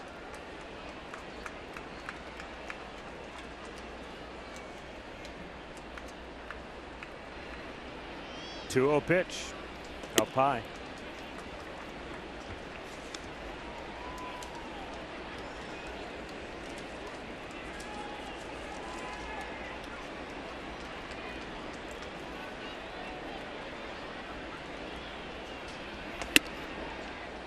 Fastball strike to Kendrys Morales, who is 0 for 2 today. Tyler Olson, lefty. Dan Otero, right-hander. Both getting up, getting loose. Swung on and missed, a full count.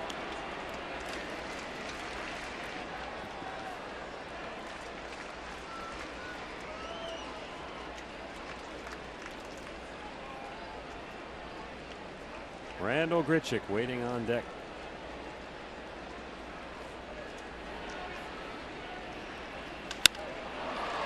Left field, Brantley again makes the catch, 2 away. Yeah, that's what you have to do if you're Adam Pletko. Your offense went out and gave you 7 runs on the board. You come right back. You don't want to walk anybody. You force them to put it in play and make them hit you out of there. And that's how the Indians scored. They had 3 hits in that inning to get their 7 runs. Well, as we showed you earlier, Pletko's first major league starter was against these Blue Jays, and they scored 13 runs in that game. Right. That was the big doubleheader. They scored 11 in the first run, and then in extra innings, they got beat 13-11, and then came back with 13 in the second game.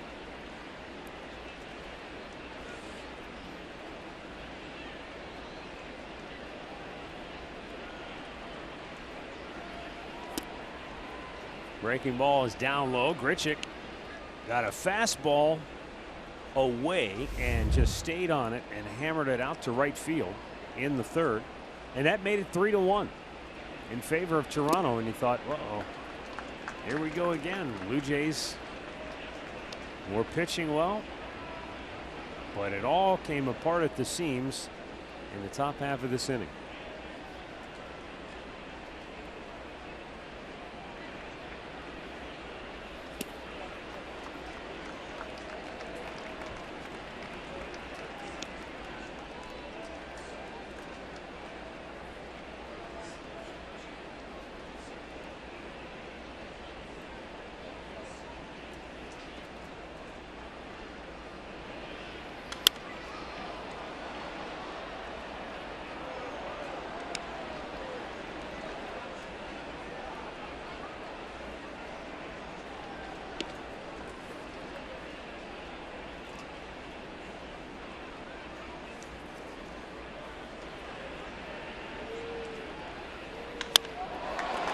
There's a long fly ball in the deep left field. Brantley can't get that one. Randall Grichuk's second home run of the afternoon. And it's 8-4.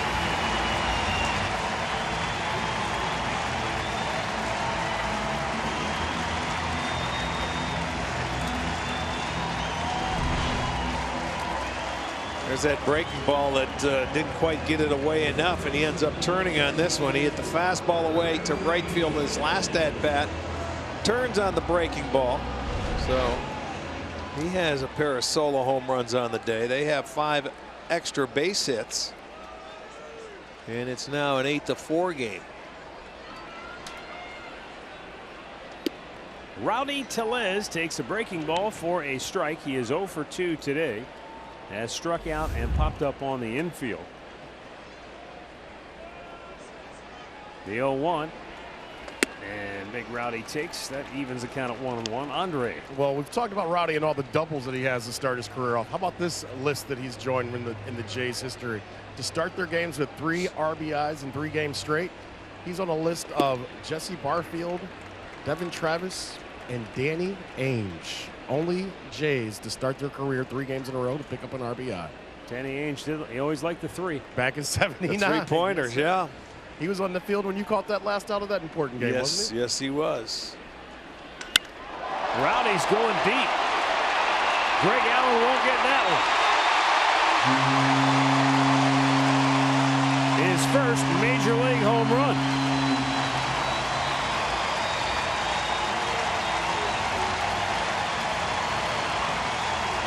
And that's going to be it for Adam Plutko.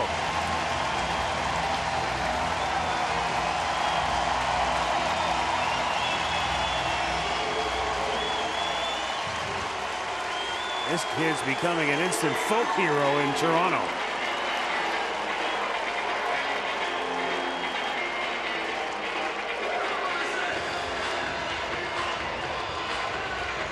Timeout in Toronto, 8-5 Cleveland.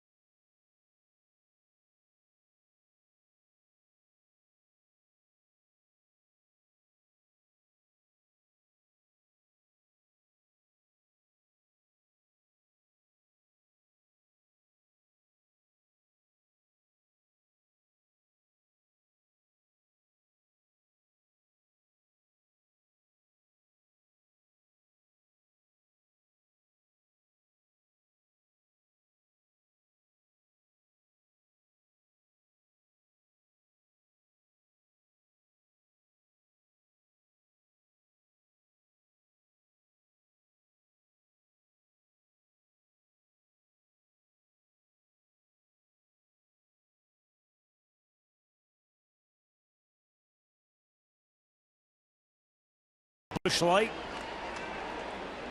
and they're having a party. And here at the Rogers Center, the Blue Jays are not out of this by a long shot. They've used the long ball to score each of their last 3 runs. Yeah, that's the 2nd straight game that Adam Plutko's given up 3 home runs in a ball game. And actually, it's the 3rd time this year, because he gave up 3 against Toronto the first time he faced him in that the win, his first career win.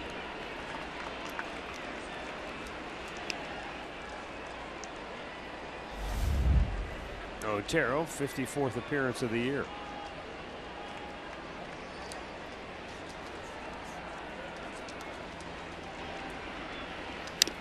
Pilar fouling it off.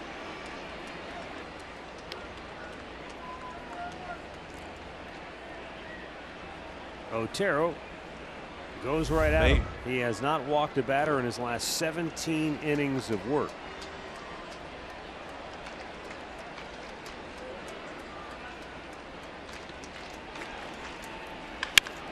Boy, Toronto's got their hitting shoes on. 3 straight 2-out hits. And the Blue Jays come roaring back here. Yeah, in inning number 5. All this happening with 2 outs. They have 7 extra base hits now, 4 doubles, 3 homers. And when you look at the 2 home runs that Grichuk gets a breaking ball and hits it out to left field for his 2nd homer of the day, and then Tellez follows that one up, 106 off the bat, and that's pretty much at the center, left center field. His first career home run. And then Pilar comes up and lines it double, so they are swinging it. Danny Jansen 0 for 2, takes a strike.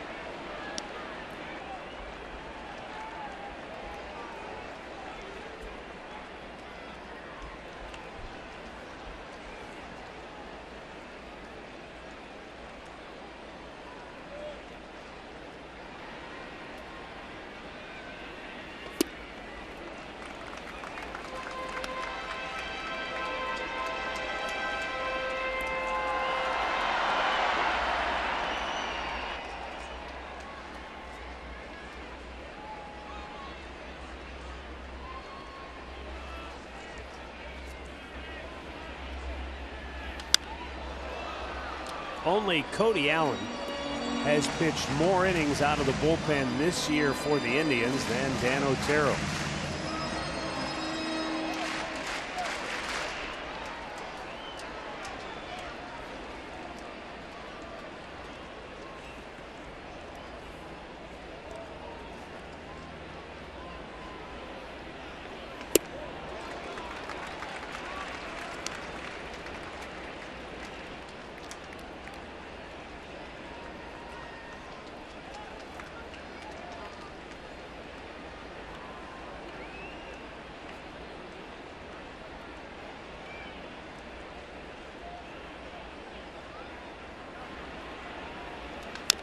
Fouled back 15 times this year. Out of his 53 appearances, Otero's gone at least an inning and a third.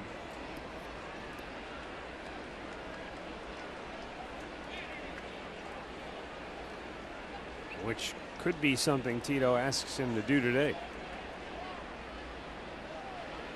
The 2-2. And a ground ball to Lindor. And the inning is over. Toronto gets back in it with a pair of back-to-back homers. It's now 8-5 as we head to the 6th.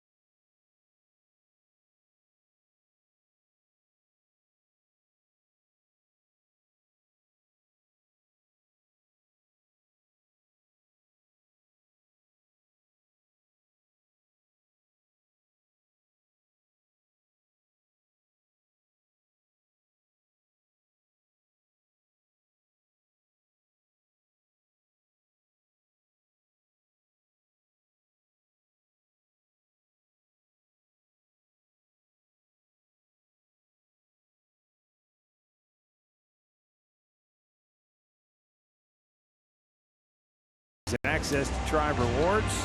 Today's Tribe Rewards code is Peanuts. Visit Indians.com for complete details.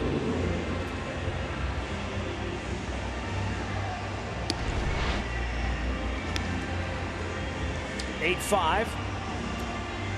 And here in the 6th inning, a third pitcher of the day for Toronto will be Mark Leiter Jr.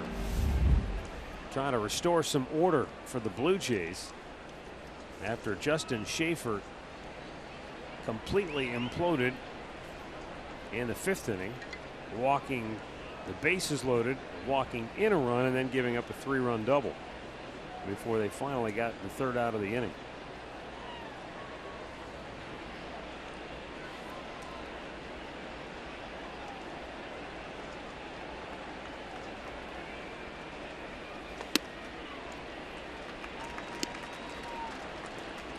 Lindor is 0 for 3 today. A couple of ground ball outs and a fly ball to center.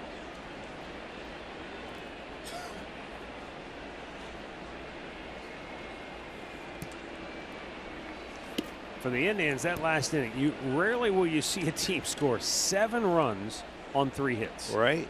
Well, it was all the walks. They had 4 straight walks in that inning.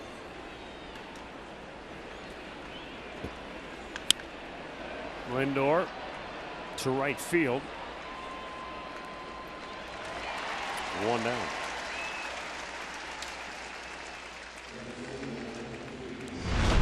Well, in that 5th inning, this was the hit that put the Indians ahead.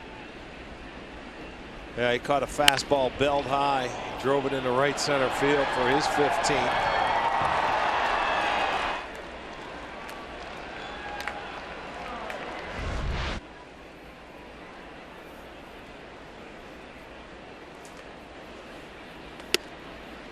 Fastball misses away.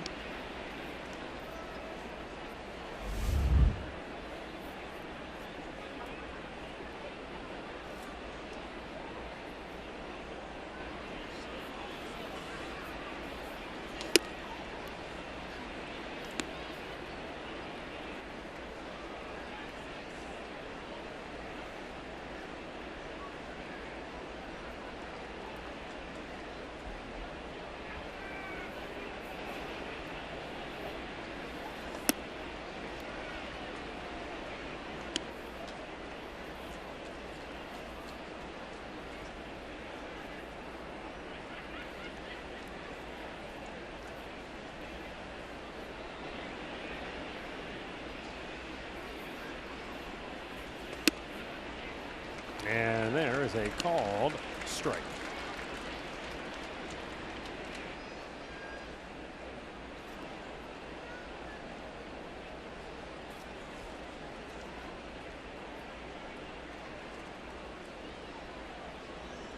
Jose Ramirez waits on deck. 1 out here, inning number 6.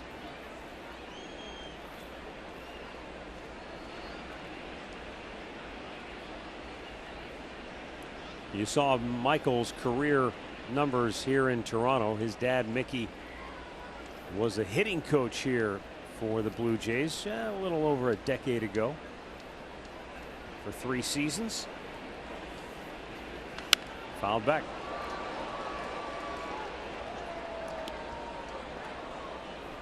He was a hitting coach from 05 to 07 here in Toronto.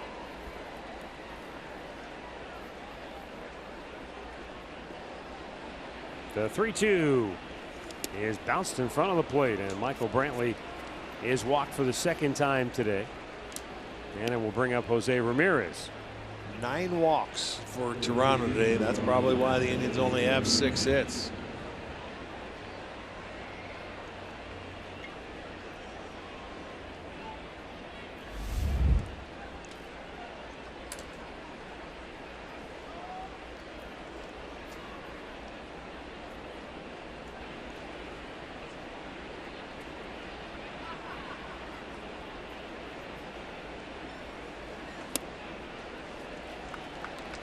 Ramirez fly to center in the 1st, struck out in the 3rd, lined out off the end of the bat in the 5th.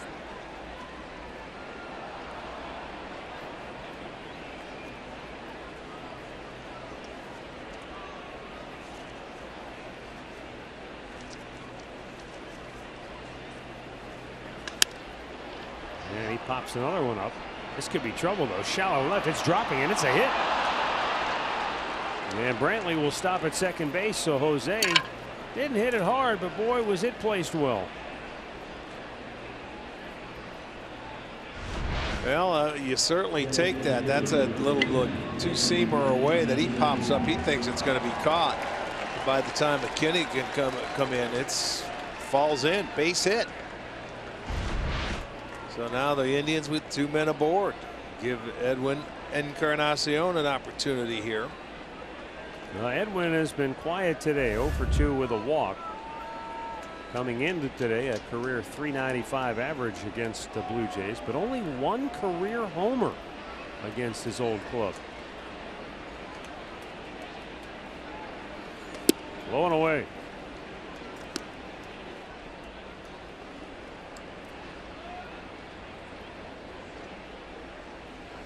Three-man shift left side of the infield for the Jays.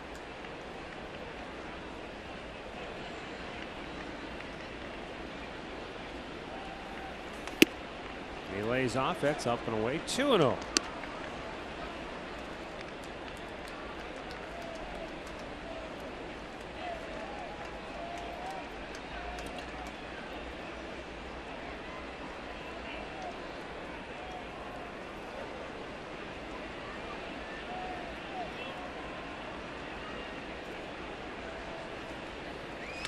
Edwin, it hugs the line. It's a fair ball, and Diaz didn't realize it, and he throws wide of the mark at first. Wow, a completely botched play by Diaz. He's looking into the dugout. Right. You can't review that anyway.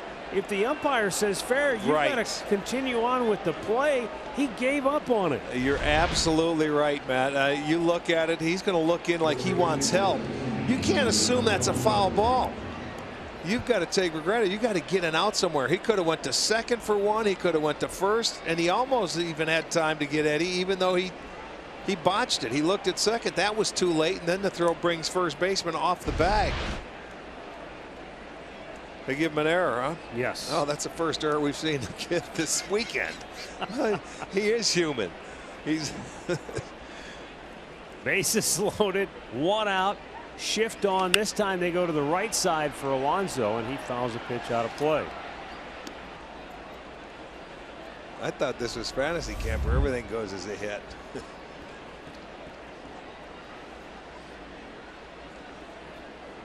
Well, the Indians in business again after the mistake by Diaz.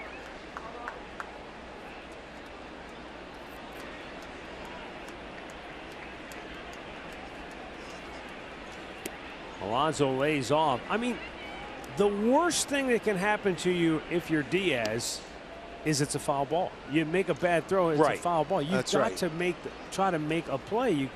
I mean, it was close, but it was over the bag, and you know, he just thought it was foul.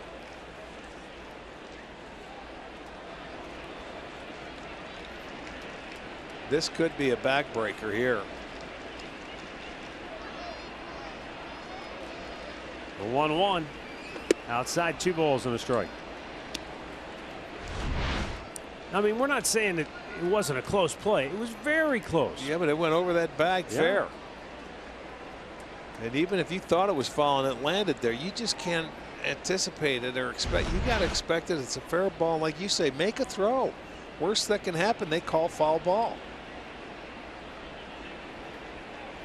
Oh, he's right back to him. They're going to get out of this with, the bad throw to the plate, and they only get 1 out. That should have been inning over. Wow. So the Indians get yet another break. And there are 2 down in the inning. Well, Leiter brings Jansen off the plate, but he still could have thrown to first base because Alonso was not even that far down the line. I don't know if he could get it in the transfer. Exactly. He had a tough time getting it out of his mitt. Well, there's an extra out again for Cleveland. Let's see if the milkman can come through here. He has 1 hit today. Walked and scored in that 5th inning. They should be out of the inning. Easily.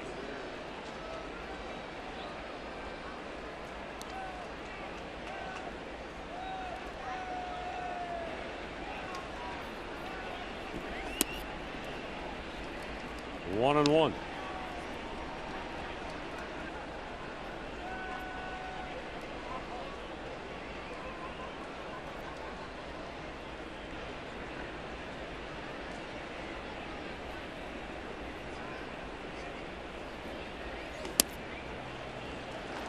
There's a called strike, and Melky doesn't like it. He lets Angel Hernandez know. He's in the hole, 1-2.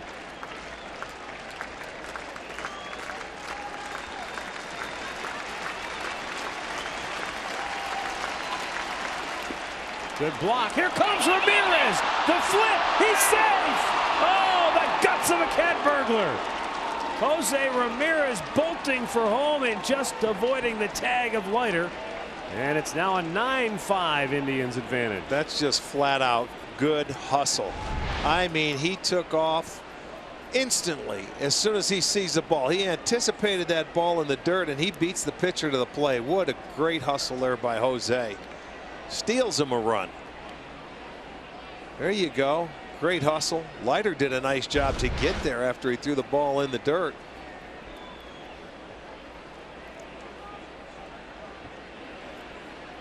And so with runners at first and third and 2 down, Melky with a 2-2 count.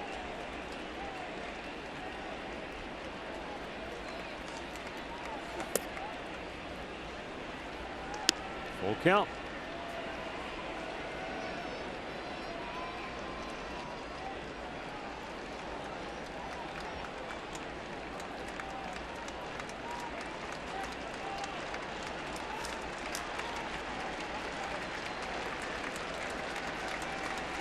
Alonso will be off at first, and that's low. Another walk.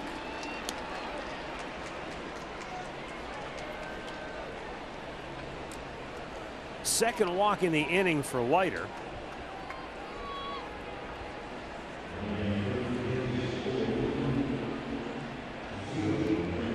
That's 10 walks on the day. I was just looking 10 at walks on the day. Keeps the inning going. Kipp is going to get an opportunity now with 2 outs to open this thing up again. It's a 9-5 lead. Very good hustle on getting the run in this inning by Ramirez on a wild pitch.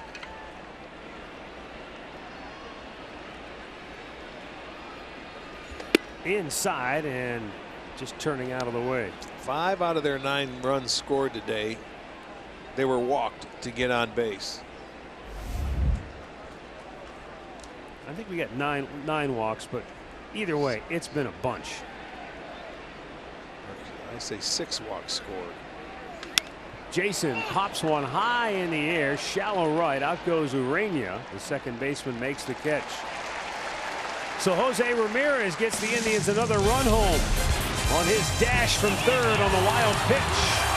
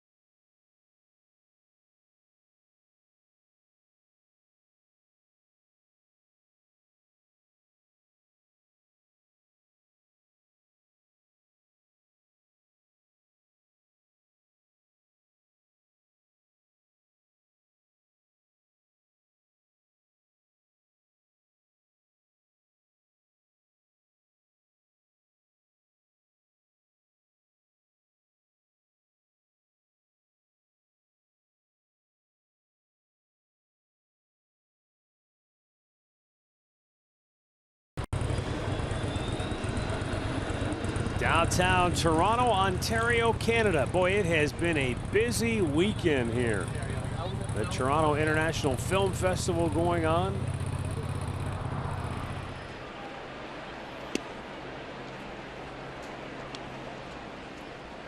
Brandon Barnes is the new right fielder after he came on from Elke Cabrera to run.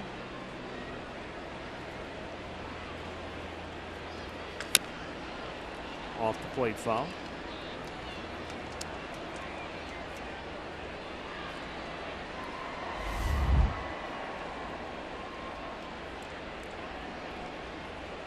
Dan Otero got the final out of the fifth, staying on to start the sixth. Inside, 1-2.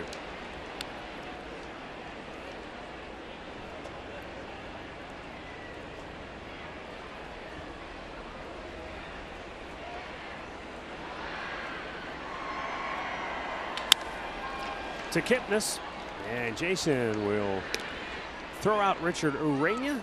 One down. Time for the showstopper on this date, 1998. Mark McGwire. In a summer that was, at the time, very incredible. It was very uplifting. It had been dubbed the season that saved baseball. The home run race between McGwire and Sammy Sosa captivated the nation.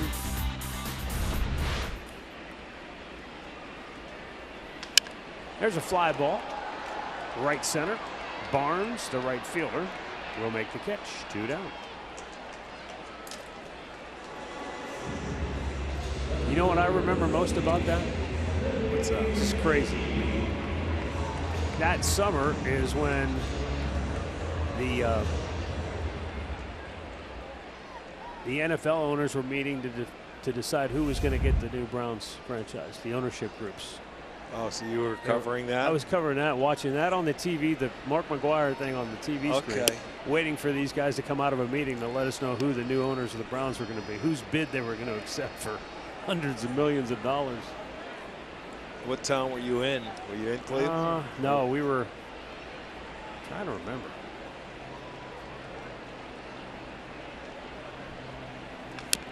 Might have been Dallas, but I can't be 100% certain. 2 away, Billy McKinney is the batter. That's the thing with those owners meetings. You're just in a hotel. Yeah. And sometimes that was 20 years hotel. ago. Yeah, you just, everything looks the same after a while. Now you're just getting old and you forget. You're like me. There's a ball wrapped right center. Barnes trying to cut it off. He will. And McKinney has to hold with a 2-out single. They had 3 2-out hits in the last inning in the 5th. Well, get your ticket to Indians postseason baseball. When you purchase 2019 season tickets, you'll receive access to potential 2018 postseason games out at Progressive Field. And place your deposit today and secure your access at Indians.com.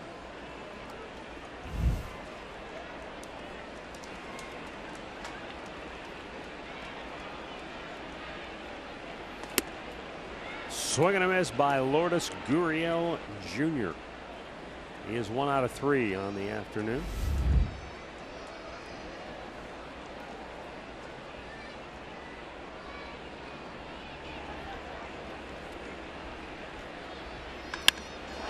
Right field, fair. Off the sidewalk. Barnes plays it well. He'll get the throw into Kipnis. And the Blue Jays have runners at second and third with 2 down, and here they go again with 2 outs. Yes, indeed. That's 5 hits with 2 outs in the last 2 innings. 5 doubles for them now, and he put a good swing on this ball, taking it down, keeping it fair. Barnes able to get over there and get it in before McKinney could come around to score. So second and third now with 2 outs. Otero looking to close this inning out. Bullpen is working, both a righty and a lefty up. Olson and Ramirez.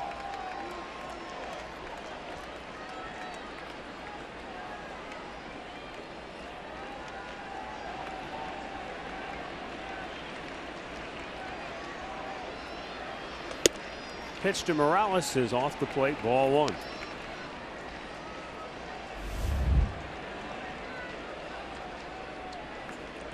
inning.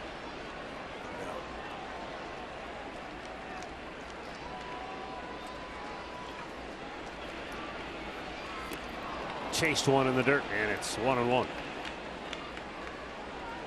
Little change of pace there from Otero.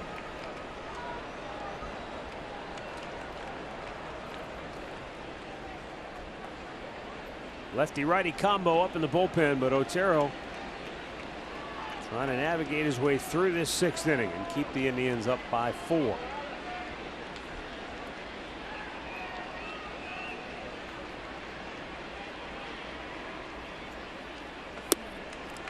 Sinker ran off the plate, 2-1.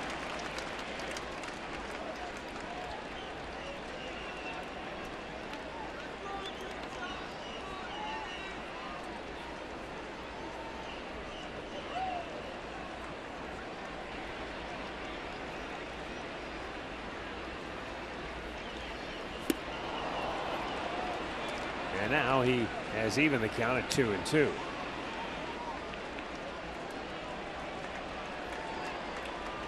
That's a guy on deck that's had a good afternoon so far, so you don't want to see him at the plate.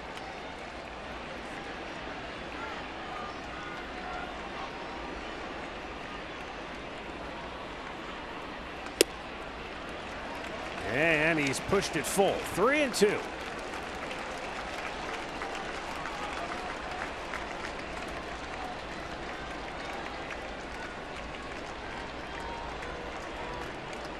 Morales has struck out 4 times in the series. 3-2 pitch.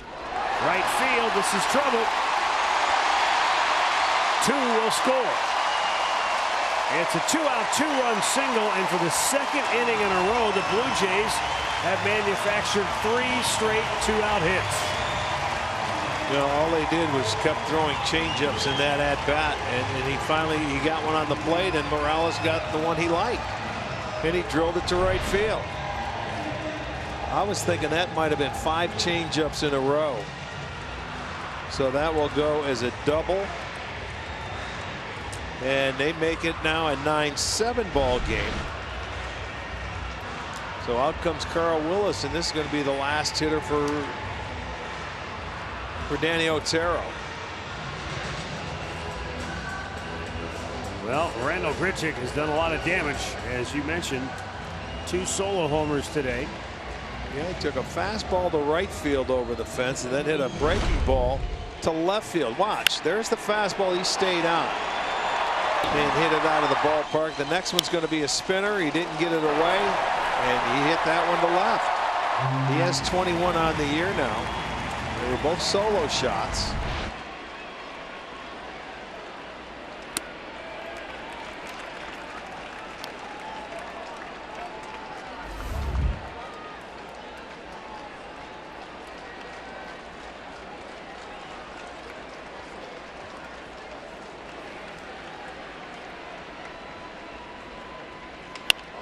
Left field. Brantley can't get there. On his way to third goes Morales. 4 consecutive 2-out hits. Well, that's going to do it for Otero. I'm sure Tito's on his way out. He's going to go get the left-hander. And, you know, you can't take a chance there coming in to get that ball, because if it bounces in front of you, that's a tying run that's going to be rounding first base. So they continue that streak, 4 consecutive hits, first and third, 2 out, and we're going to have a new pitcher. The lefty Tyler Olson coming on when we come back.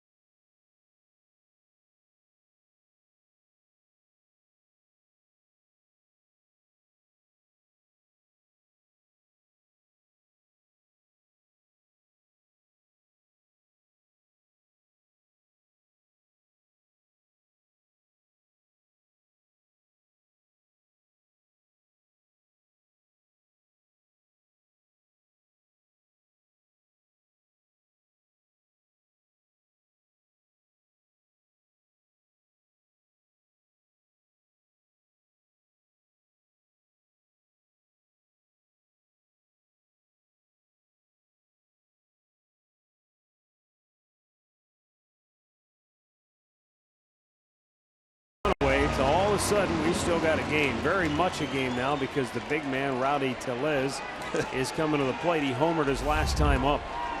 2 on, 2 out, and Tyler Olson will pitch. Still only the 6th inning. We got a long way to go.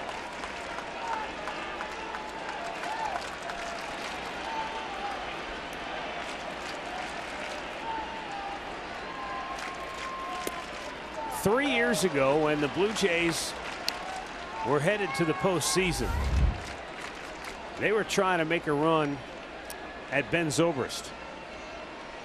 And it looked like they had a deal in place, except there was one snag. The other team wanted Rowdy Tellez.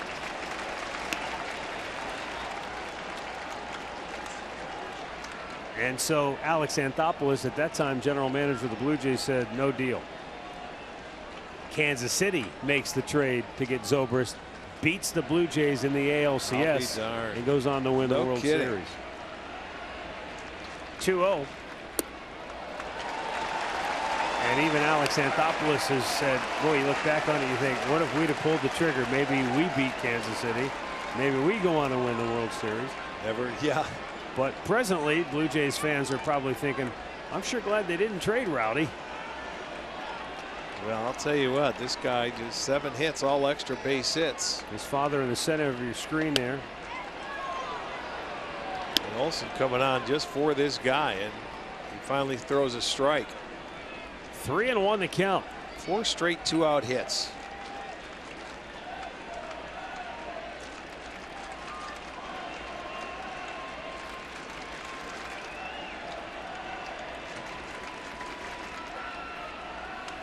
Out of play. Full count.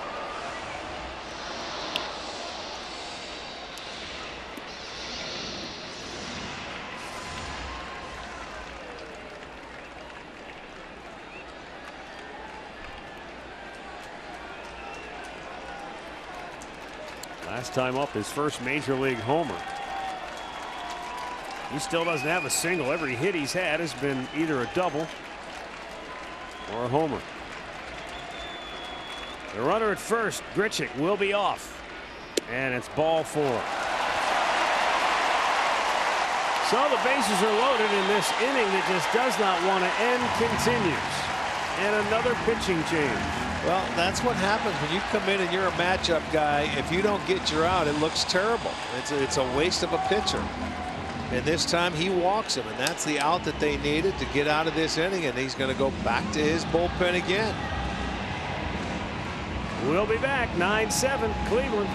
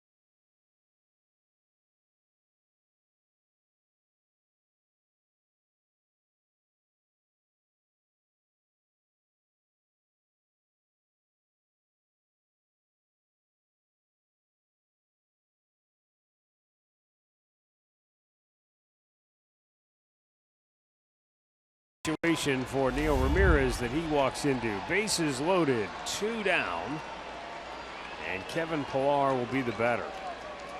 There have been 2 down for 5 straight hitters, but they haven't been able to get the final out here in the 6th inning.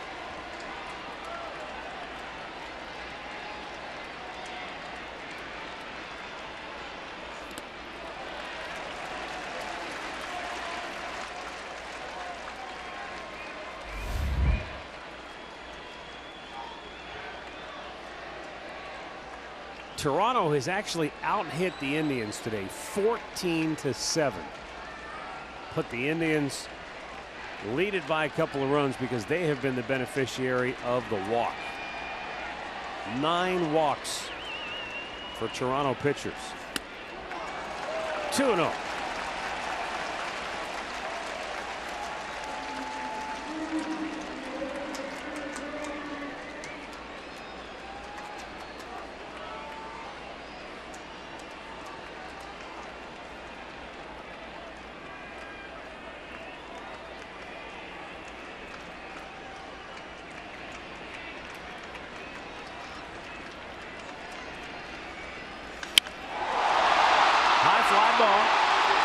Center field, Greg Allen's there.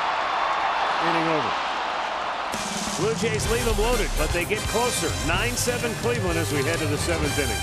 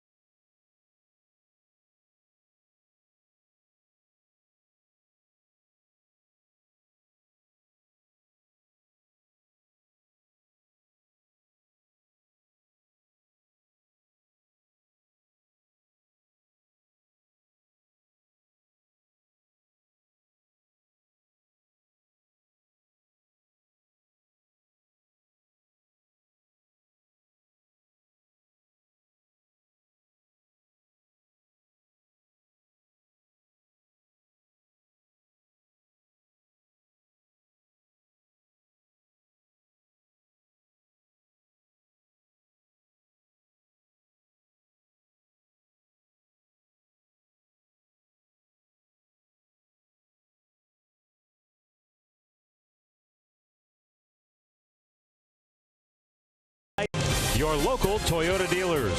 Visit buyatoyota.com. Toyota, let's go places. And by the injury lawyers at Elk & Elk. Proud partners of the Cleveland Indians. Call 1-800-ELK, Ohio.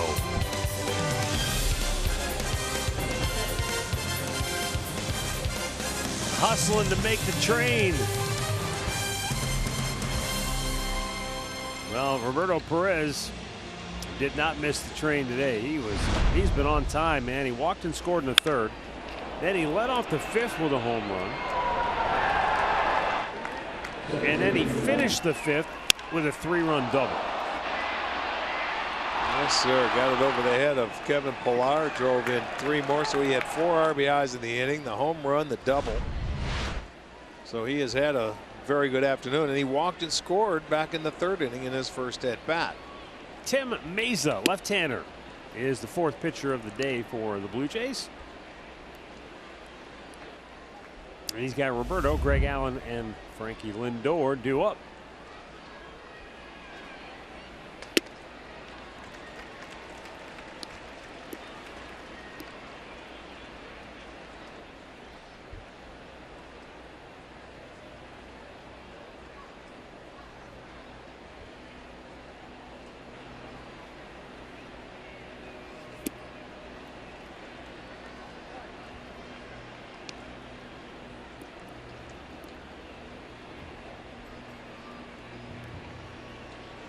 been 12 runs scored between these two teams in the last 2 innings. Out of play on the right side. Oakland leading Texas 5-4, bottom of the 7th out in the Coliseum. A's began the day 3.5 back of the Astros in the AL West, but Oakland still firmly entrenched in the wild card race, 6.5 games better than Seattle. And the Mariners are fading fast, if they haven't already faded out of it completely. One down as Roberto is caught looking. Coming up tonight, Georgia State is on the road in ACC country to take on quarterback Ryan Finley and the Wolfpack of NC State. Coverage begins at 8:30 on Sports Time Ohio.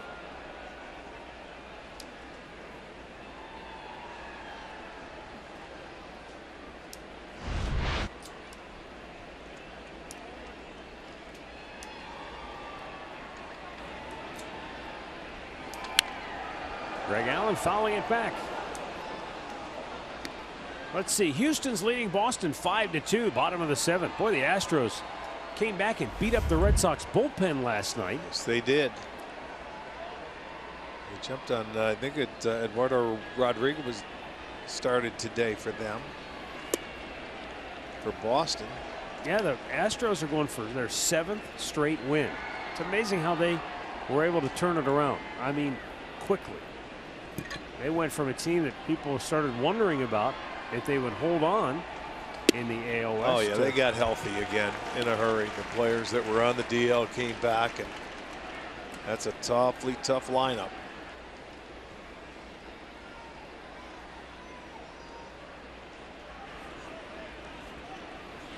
In the dirt, 2-2. Charlie Morton came off the DL, and he started today for Houston. So, and I think Rodriguez only went a little over 3 1/3 innings. He gave up 5.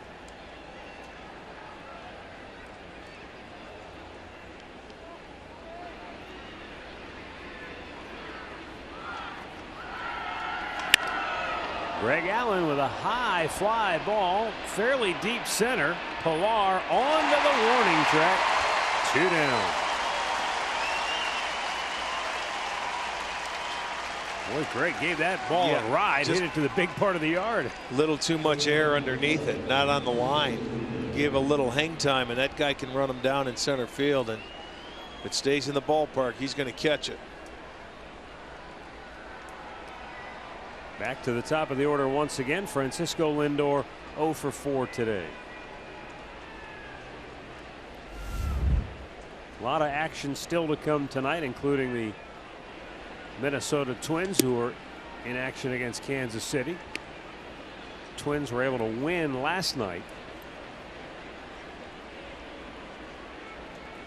which kept the Indians' magic number at 7.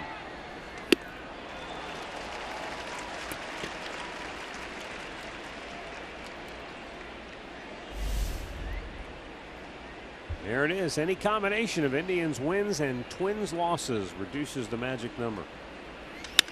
Lindor takes it the other way. Boy, that was a pretty piece of hitting. It looks easy when you stay on it, doesn't it? Yeah. Let the ball track a little deeper into the zone and just slaps a line drive the other way. You watch it, and he's got a great stroke from the right side. He loves hitting off left-handers. Very pretty right there. Hit number 9 for the Indians, and they get their own 2-out variety. And Michael Brantley, 2-run homer in the 5th. He's walked twice today. Fastball away, ball 1.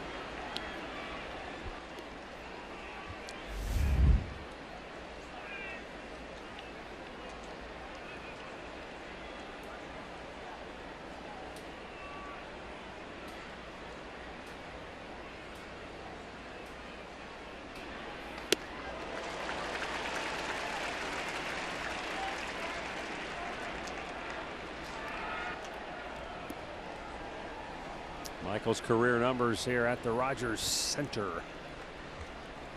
Not too shabby, huh? For 16 games here. 7 ribbies, 6 doubles, 421 average. There goes Lindor. Boy, did he get a jump. And Brantley shoots it through the left side of the infield. Lindor will go all the way to third. Just stayed on it nicely. Didn't try and do too much, and takes the base hit the other way. And with Lindor off and running, he can just cruise into third base. And I mean, he picked it up. He saw Michael hit the ball, and he just kept right on running. Watch how beautiful he turns the base. Keeps right on going. You got no chance to get me, and it was a short throw. So there's their second straight 2-out hit. See if they can come back and keep adding on. A little taste of your own medicine.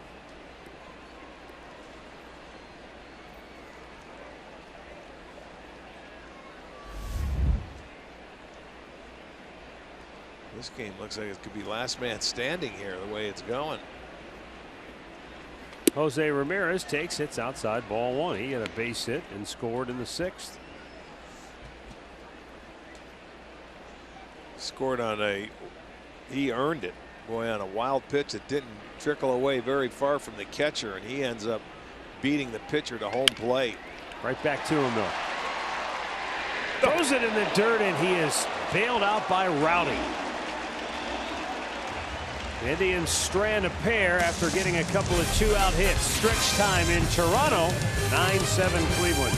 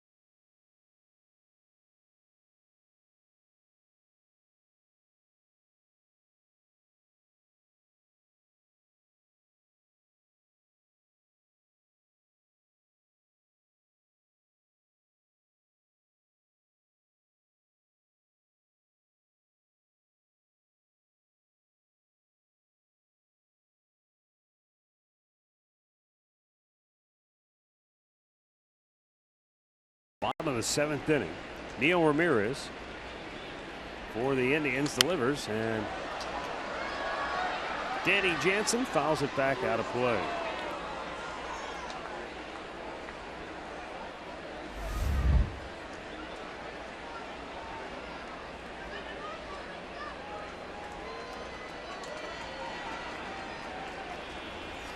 Star Wars Day really brings them out here in Toronto. 35,353 the attendance.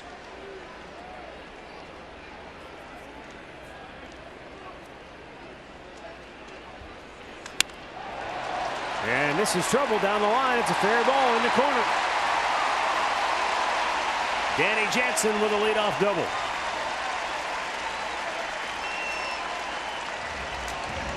That is Toronto's 7th double today. They have had their extra base hit sticks up at the plate. That's a breaking ball down and away. Stays inside the line. By the time Michael could get it, leadoff man aboard.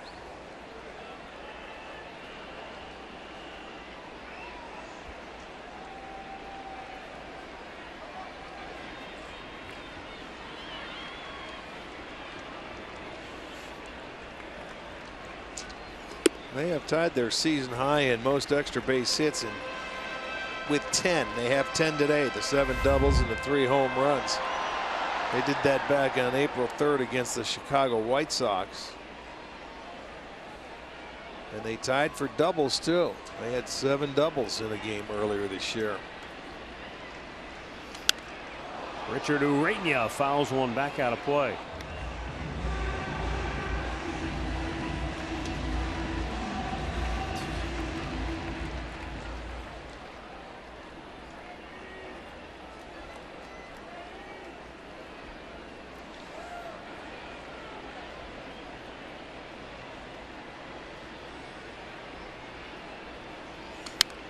Back out of play.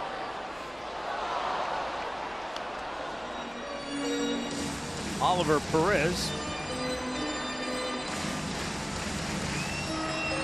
getting up and getting loose in the Cleveland bullpen.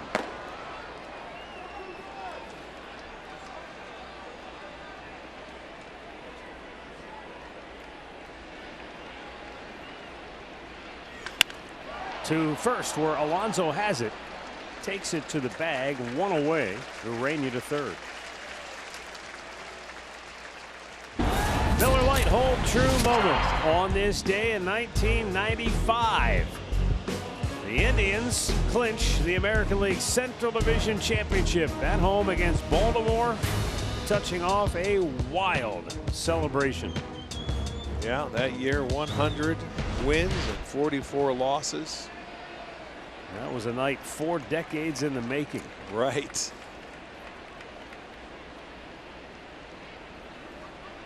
Aledmus Diaz fouls it off.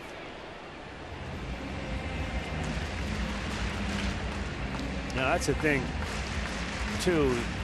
That club ended up winning the division by 30 games over the second place team. And this ball club is up 15.5 games on Minnesota starting the day. There's a fair ball. 1-run game. Diaz delivers for Toronto his 3rd hit of the day. It's his 2nd run batted in. And now he's the tying run in scoring position with 1 out. And that's going to be it for Neil Ramirez as Tito goes back to the bullpen searching for some kind of an answer that he has not been able to find here this afternoon. Fastball inside, and he just keeps it fair. Pulled the hands in, drills it down the line, and did I say a double? Oh, by the way, that's 8. So they have a new season high. Ramirez's afternoon will be over. It'll be Oliver Perez coming on to try and keep this a 9-8 game.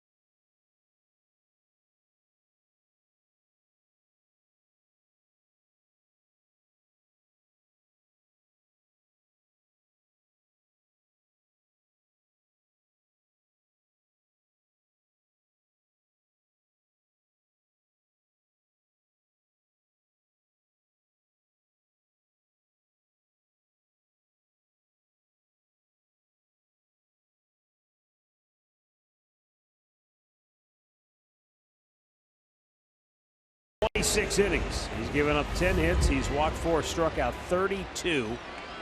And the opposition had just a 116 average against him. Toronto goes to their bench. Devin Travis to pinch hit for Billy McKinney. So they get the right-handed bat in there for the lefty McKinney, who was 2 for 4 today. Travis on the year 1 for 3 as a pinch hitter. Swing and a miss. Actually foul tipped it.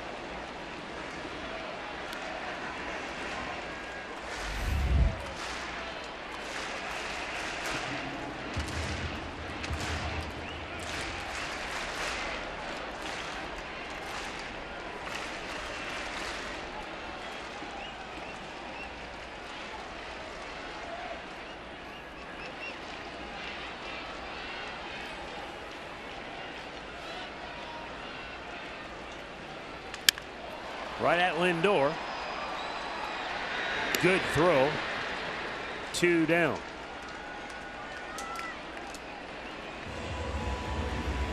Lourdes Gurriel coming to the plate.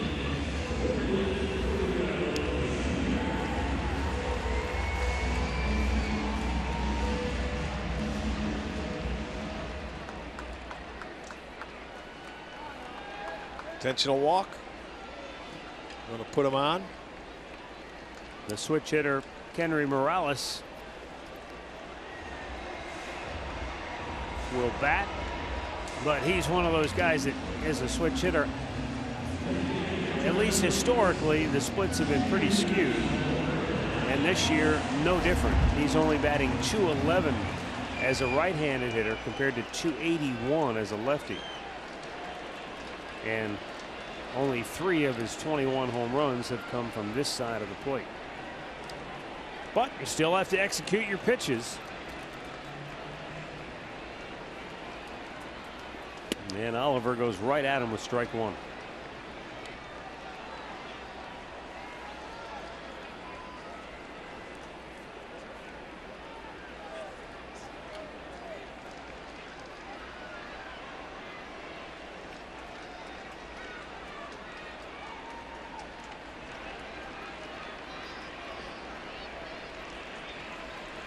Swing and a miss.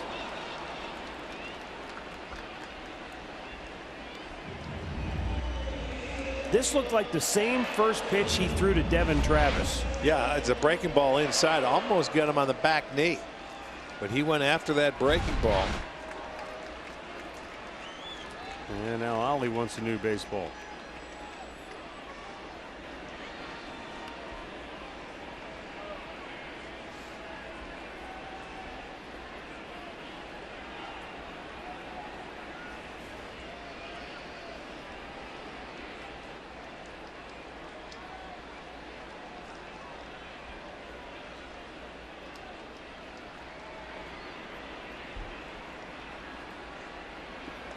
Up and away with it, 1-2.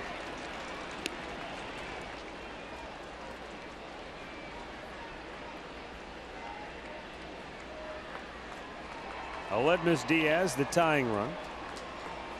Gurriel, the go-ahead run.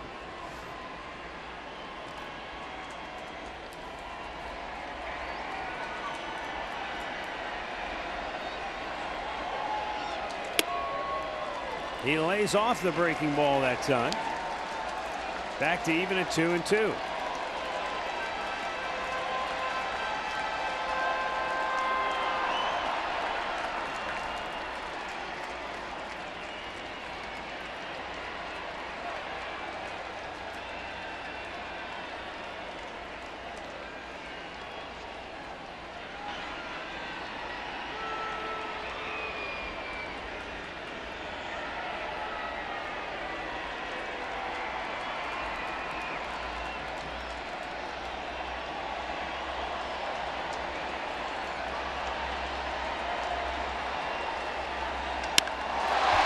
Center field, deep.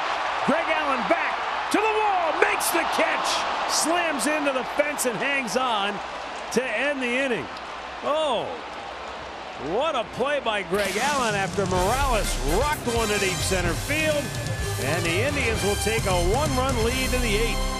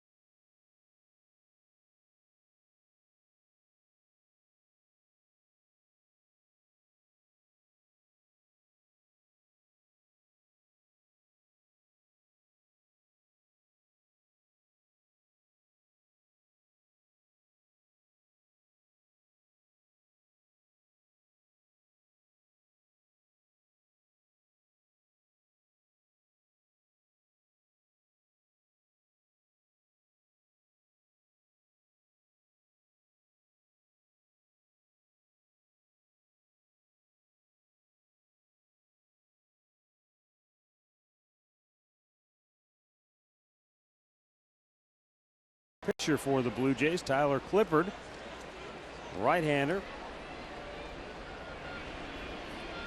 Fifth pitcher of the afternoon for Toronto. Edwin Encarnacion to lead it off. Low and away, ball one. As you just heard Al say there, I mean, on one hand, you look up at the scoreboard and you think, man, this is crazy that the Indians are even in this game, out hit 16-9. But if you take a closer look at base runners, walks and hits combined, the Indians have had 18, Toronto's had 17. Yeah. Jonathan Davis, the new left fielder.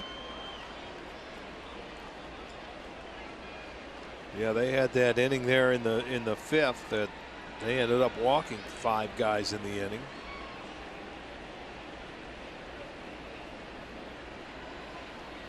Yeah, that's the one striking difference, is that Toronto has scored in 5 different innings. For the Indians, they had the 7-run fifth. That has been the bulk of their productivity this afternoon. They had a run in the third and one more in the sixth.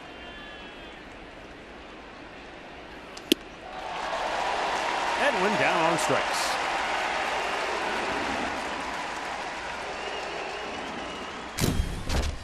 Well, this catch couldn't have come at a better time. I thought this ball was either going to get out of here or over the head of Allen, when he had to cover 87 feet, almost home to first base, to make this play to get out of the inning. A nice running catch to save Perez and the Indians.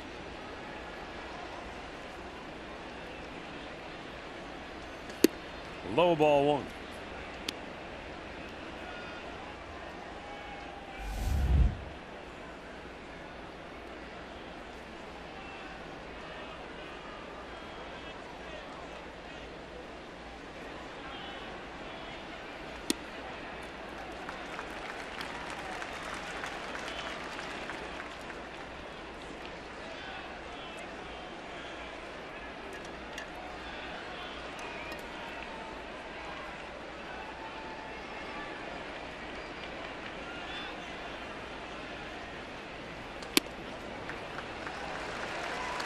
If he would have bunted it, it would have been an easy hit. There's nobody on the left side of the infield, but now with 2 strikes, that takes that option off the plate.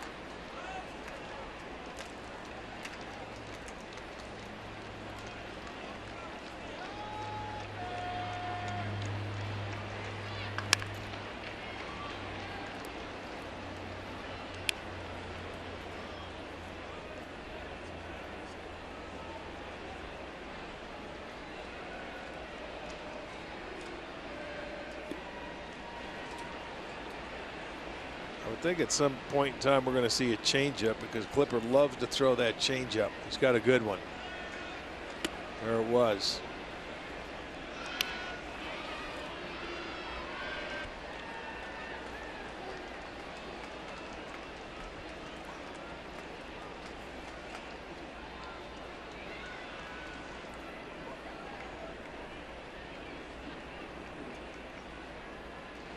Two.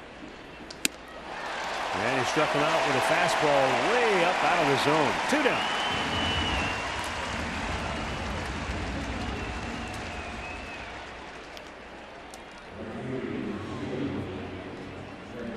We'll see Brandon Barnes get in at bat.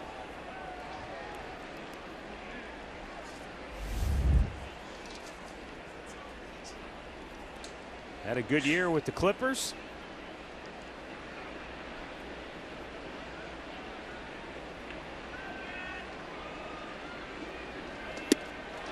Yeah, he swings through a fastball 0-1.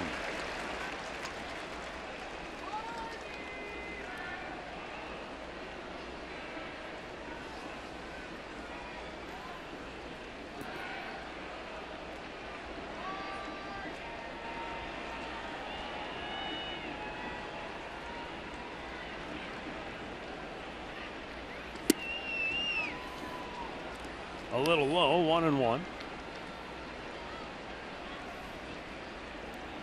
Nationals behind Max Scherzer, putting it to the Cubs in the 6th inning. They're up 7-0.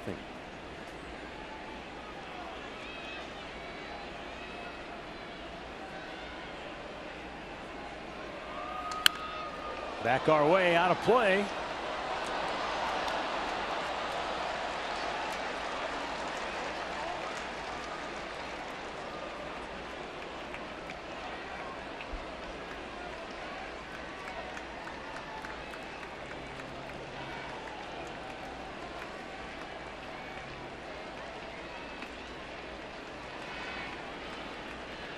And over his head.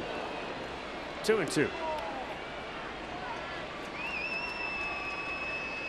They're underway in Minneapolis. Twins hosting the Royals.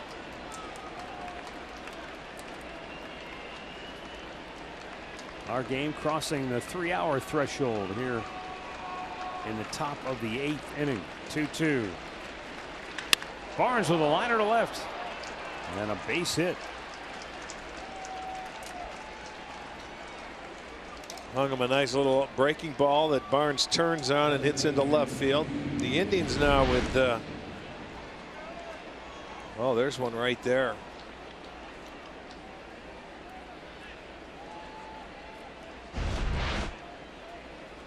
Jason Kipnis now 0 for 3. He walked with the bases loaded to get an RBI in that 5th inning, and then came around to score on the homer, or the rather the double by Perez. Kip scored the 7th and final run of that inning. Looped to center. It drops. And on his way to third goes Barnes. So now the Indians have runners at the corners with 2 down.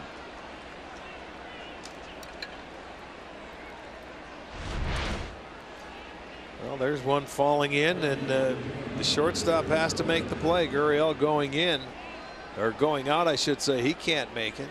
As Pilar is breaking in on the play, that'll fall as a hit. Again, another 2-out hit. They did this last inning. A pair of 2-out singles before they finally got the 3rd out. But Perez a chance to keep it rolling. They cooled off Roberto by striking him out in the 7th. That's the first time they retired him today.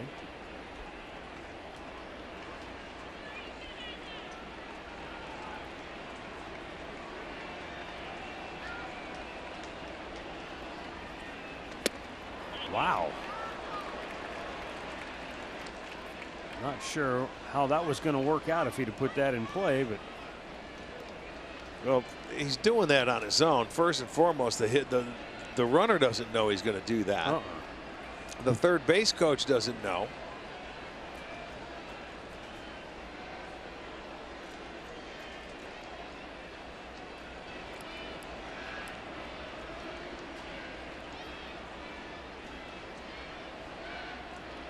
Yeah, that's what I want to see. Fouled by runner take off. Perez. Clippard slow to the plate. I think Kipnis had that stolen too. If Well, he taken did. the pitch. He did, but you know what? You know, you fake bunt the first one, and it's a strike, and you're going to swing here.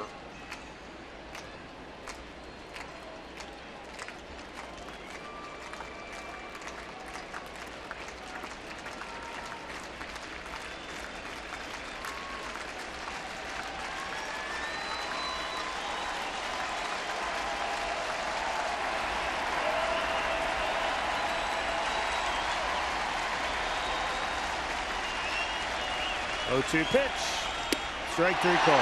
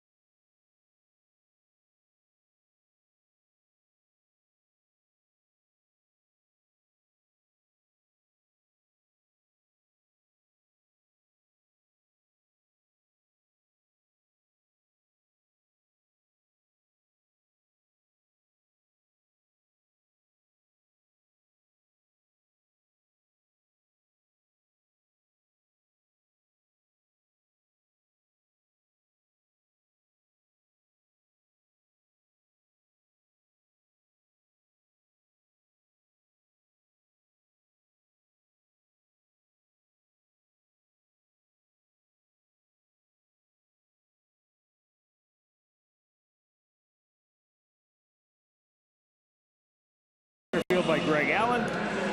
Comes out to pitch the bottom of the 8th, at least to start the inning. He's got Randall Grichuk, right-handed batter. More importantly, the big left-handed slugger Rowdy Tellez on deck. And then Kevin Pillar due up third. Josh Tomlin up in the Cleveland bullpen.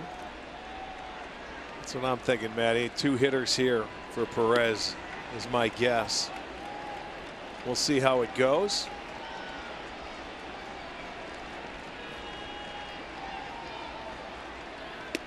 What a game this has been. 27 hits by both teams, 17 runs to this point.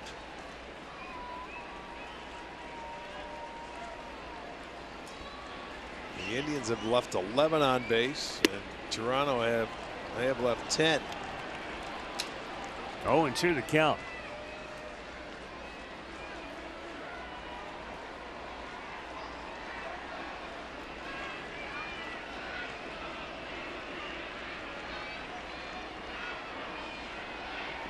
Swing and a miss. He went up the ladder. Randall Grichuk strikes out, 1 down. Recapping the storylines brought to you by your local Ford dealers. Jose Ramirez has reached base in 7 straight. His daring, I should say, daring dash home got the Indians their last run in this game, and that is now the difference. And Big Rowdy, with his first major league home run here this afternoon, takes a breaking ball strike.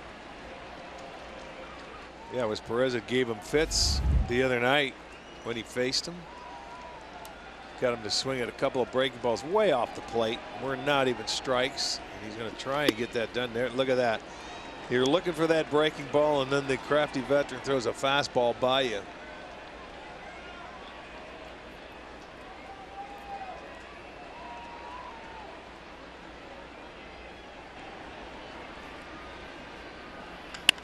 Oh, he just serves it the other way. It's his first major league single. Well, that's a good job, boy. He made an adjustment to stay on the pitch. That's probably what he was looking for from the very first pitch. Something away where he just wanted to slap it the other way. And he did that. He gets a single. And Tito's coming to the mound, so that's going to be the end of the afternoon for Perez. Oliver Perez officially pitches 1 inning. 1 hit, 1 walk. It was intentional, 1 strikeout. And it's up to Josh Tomlin now to come on and get Kevin Pillar and keep the Indians in front by a run.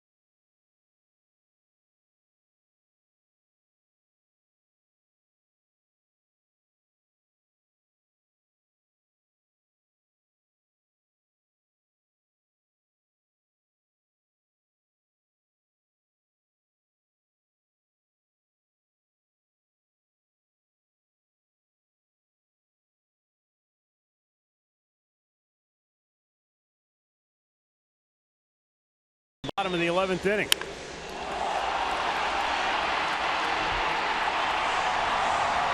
Today he comes up with 1 on, 1 out in the bottom of the 8th.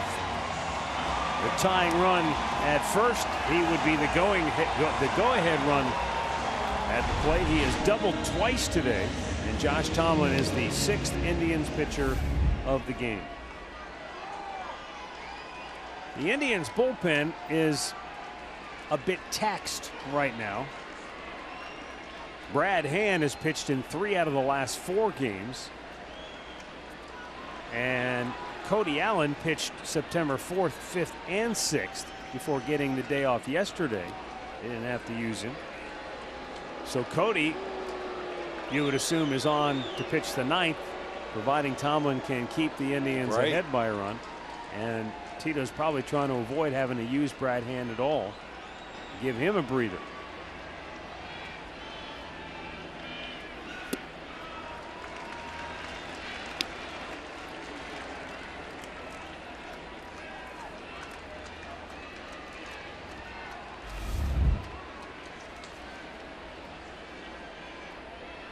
That would leave Adam Simber and John Edwards as the only remaining pitchers in the bullpen for Cleveland.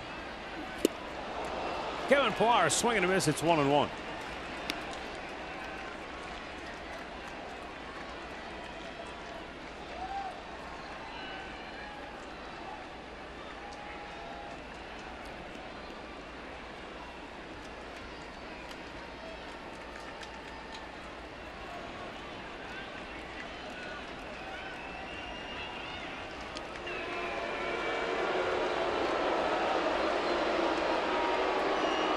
Rowdy drawing a throw from Tomlin, and the fans don't like it. Well, I noticed they never like anybody throwing to first base over there. They booed heavily yesterday. It's disrespectful in Canada.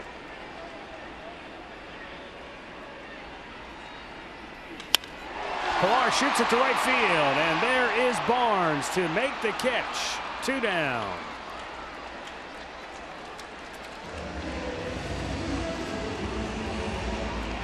Justin Smoke will bat for the catcher Danny Jansen.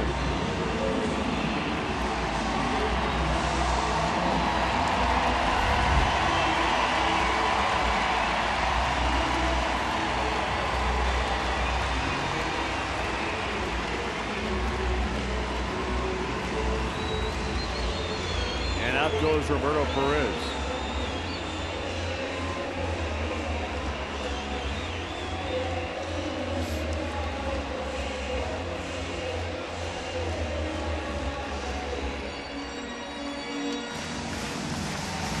Guy's been a good late inning performer. Yeah, when it comes to the long ball, he certainly has. In his career, 63 homers from the 7th inning on.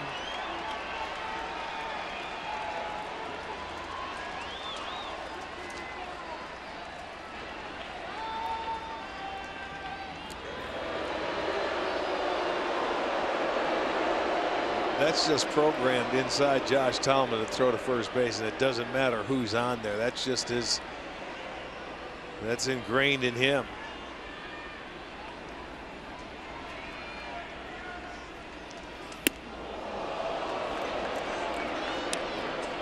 These fans, though, you throw to first, that's like shooting on the goalie after the whistle blows. I mean, they're ready to fight. They're ready to drop the gloves and come over the railings.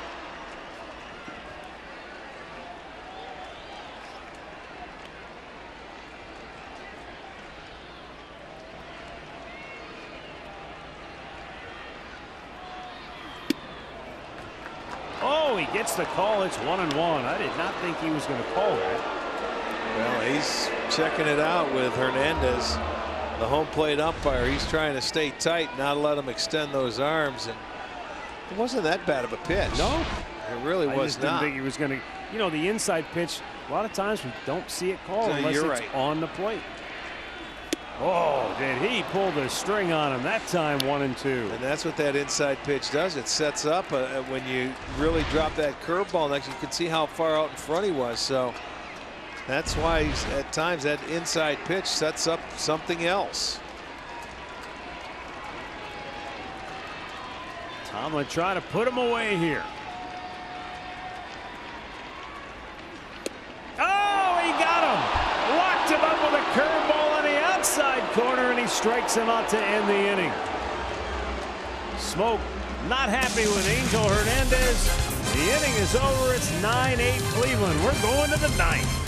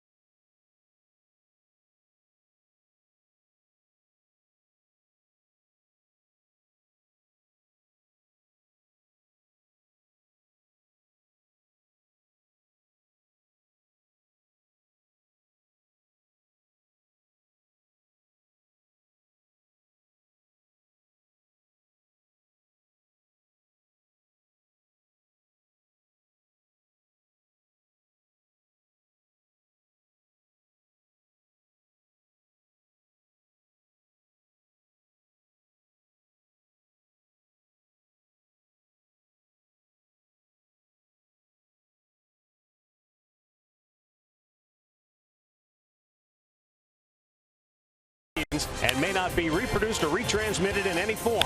And the accounts and descriptions of this game may not be disseminated without the express written consent of the Cleveland Indians.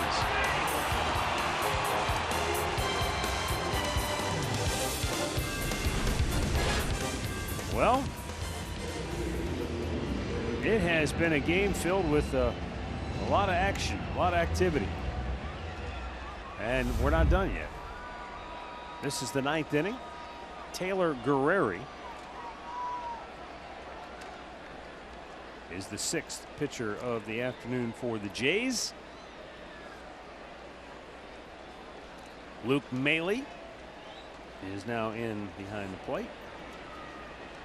And Greg Allen, showing bunt, takes a strike. Allen, big RBI double back in the third. He walked and scored in the fifth. He flied to deep center his last time up.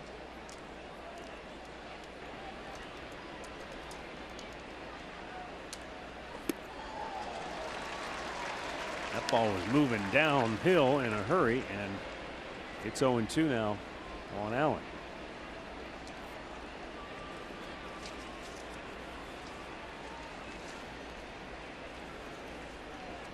Taylor Guerreri, a South Carolina native, strikes out Greg Allen, one away.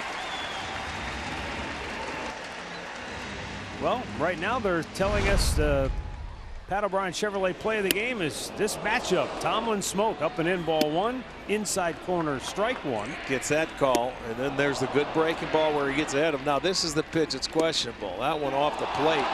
He gets a call. He said, how can you give him the inside part or the outside part? But he called it a strike, and that ended that inning.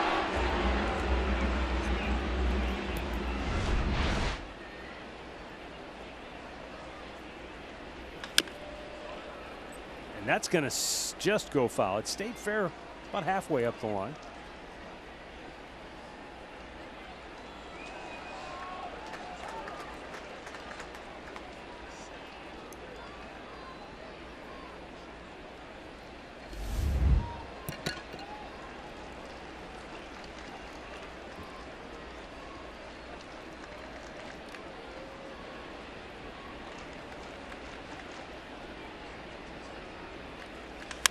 Popped up, foul, maybe playable here. Let's see. Third baseman Diaz. He's had trouble with these plays. That time he gets it.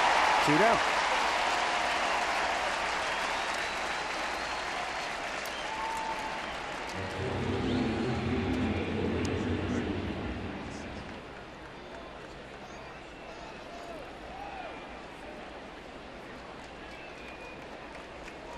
Taylor Guerreri was the first round pick of the Rays back in 2011. He signed for big money. Over $1 million was the signing bonus. But he had some off-field issues that he had to clean up. The Rays essentially just said, we've had enough, and cut him loose. Blue Jays picked him off the waiver wire following last season, actually.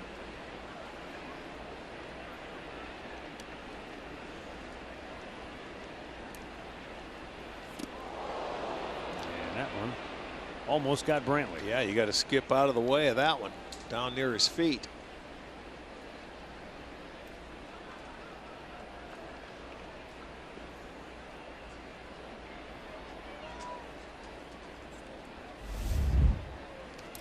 Another multi-hit game for Michael.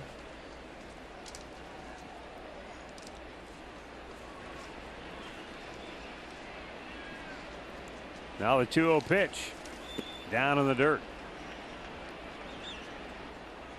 45 times Brantley has had multiple hit games.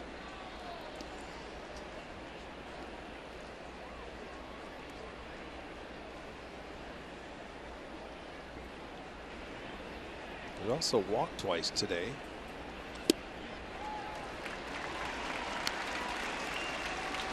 You can usually tell when Michael's taken all the way, not before, but during his swing. He kind of gives you that action like he's thinking about swinging, but you can just, there's no intent. He's going to get a good look at it all the way through the strike zone.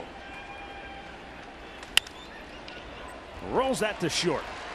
Gurriel throws him out, and we're going to the bottom of the ninth. Indians clinging to a one-run lead. Cody Allen will try to close it out next.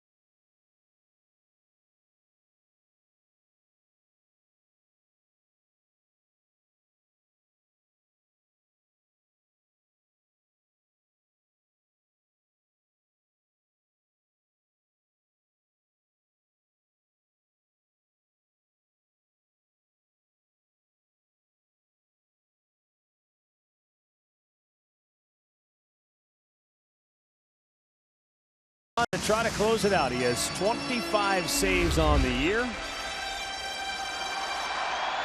63rd appearance of the season. He leads the Indians in terms of work out of the bullpen.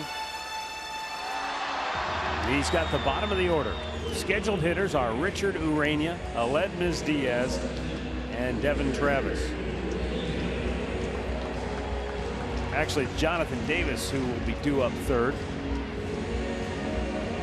Right, he went into left field. Pinch hit, but he didn't stay in the game, so we'll see what John Gibbons has up his sleeve, if he has any. Well, first hitter options off the bench. Very important for Cody here.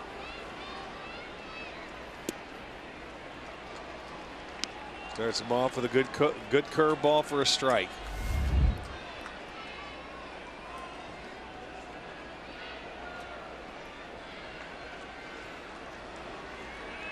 Swung on and missed at a ball that almost hit him in the back foot. Boy, it sure did. He was geared on swinging at that pitch no matter where. I mean, I thought that was really going to get him. But he swings at it, and that's way in off the plate, but it's 0-2.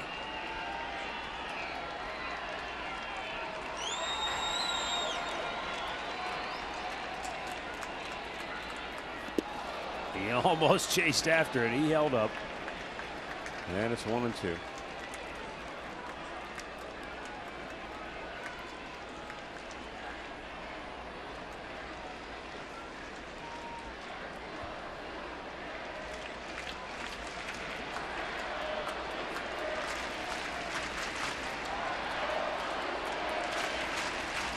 Swung on and missed. He strikes him out. Roberto will have to throw to first. He does. One away.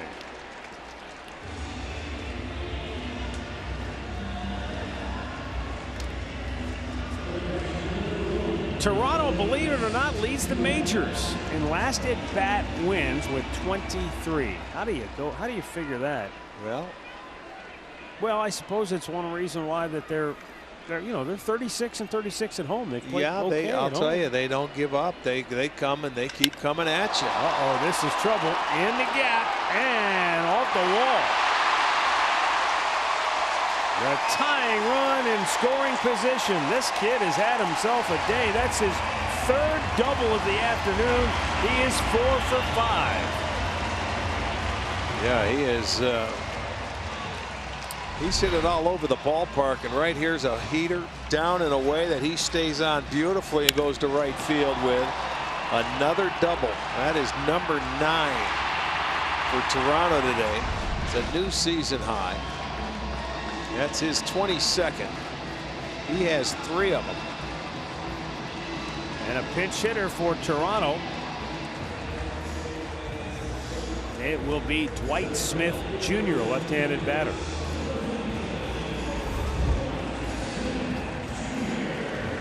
So that's the tying run out at second base.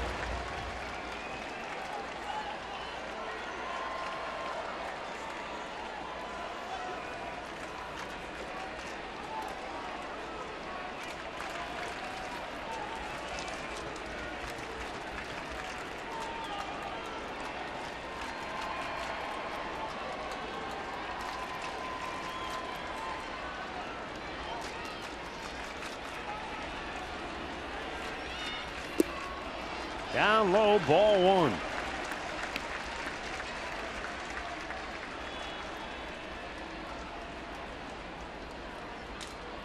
Fourth chore of duty this year for Dwight Smith Jr. He was called up from Buffalo twice in May, once in July, and again here in September.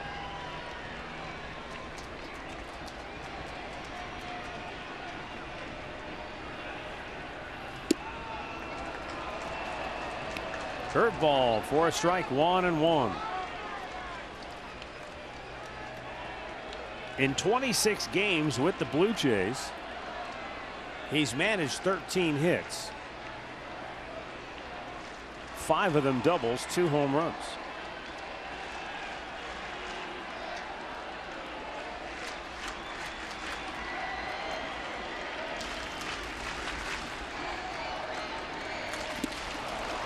Chased one down and in. It's 1-2. Now, this is the second hitter in the inning that have chased that breaking ball down and in at their feet.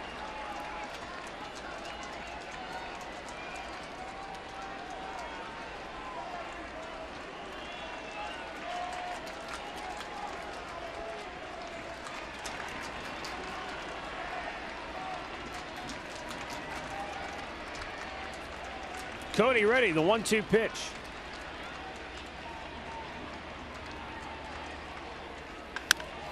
And it's a foul ball.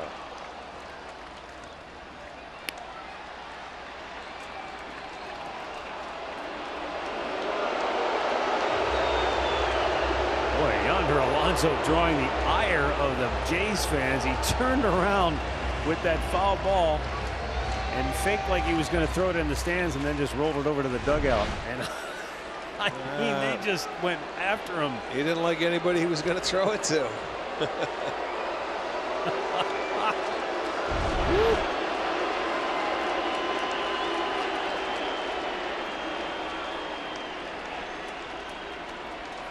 Again, the 1-2. Bounced it in front of the plate, and Roberto just threw his body in front of it. Yeah, that's a nice job to keep it out in front of him. That was a tough one there. That bounced way out in front of home plate. Tough one to really figure out how high that thing's going to bounce up.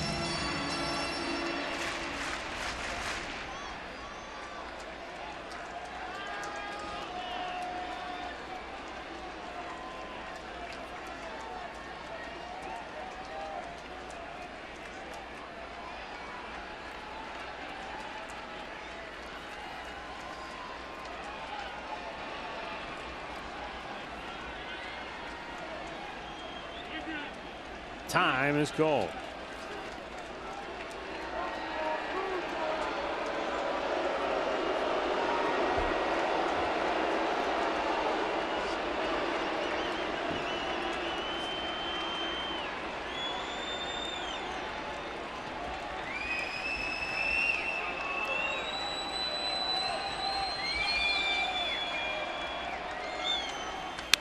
Out of play.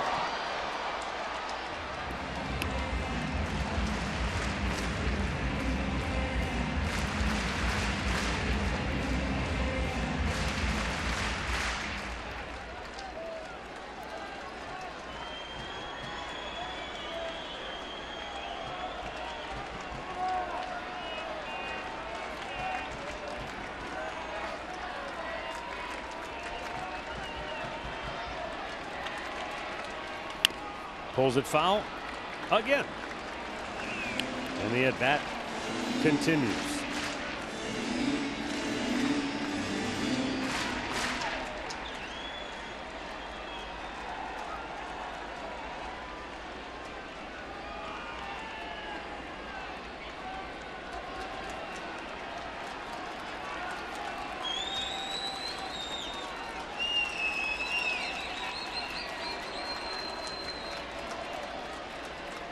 Two. Center field, Greg Allen.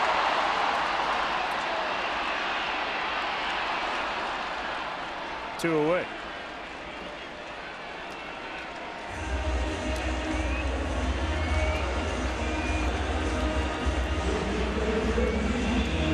And so the last hope for Toronto is Lourdes Gurriel, who has 2 hits, a double, and a run scored on the day.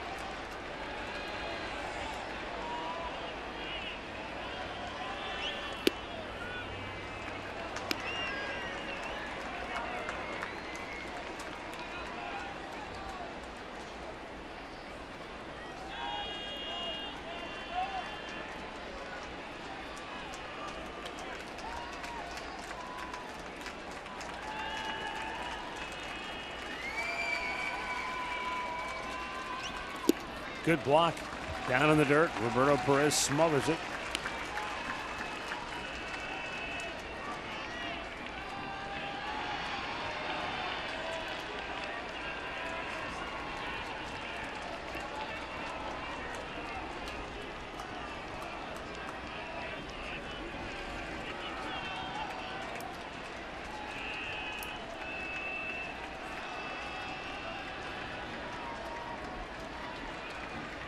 The 1-1 swung on and missed.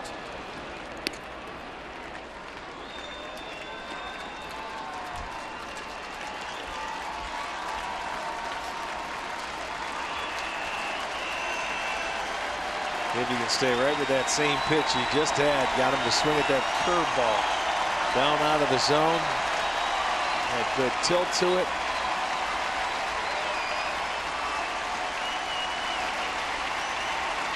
The 1-2 pitch hit to right field. Barnes makes the catch, and Cody Allen nails it down for Cleveland as they hold on for a 1-run win over the Toronto Blue Jays.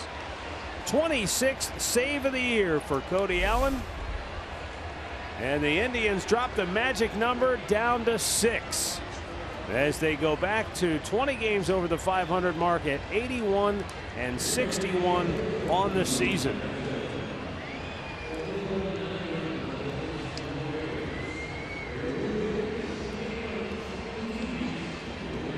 Boy, what a barn Josh burner. Tomlin gets the win, and I think he really deserved it. This is a weird, it's a scorer's decision, but because Adam Pletko didn't go the required 5 innings, he can award it to anybody that pitched effectively out of the bullpen.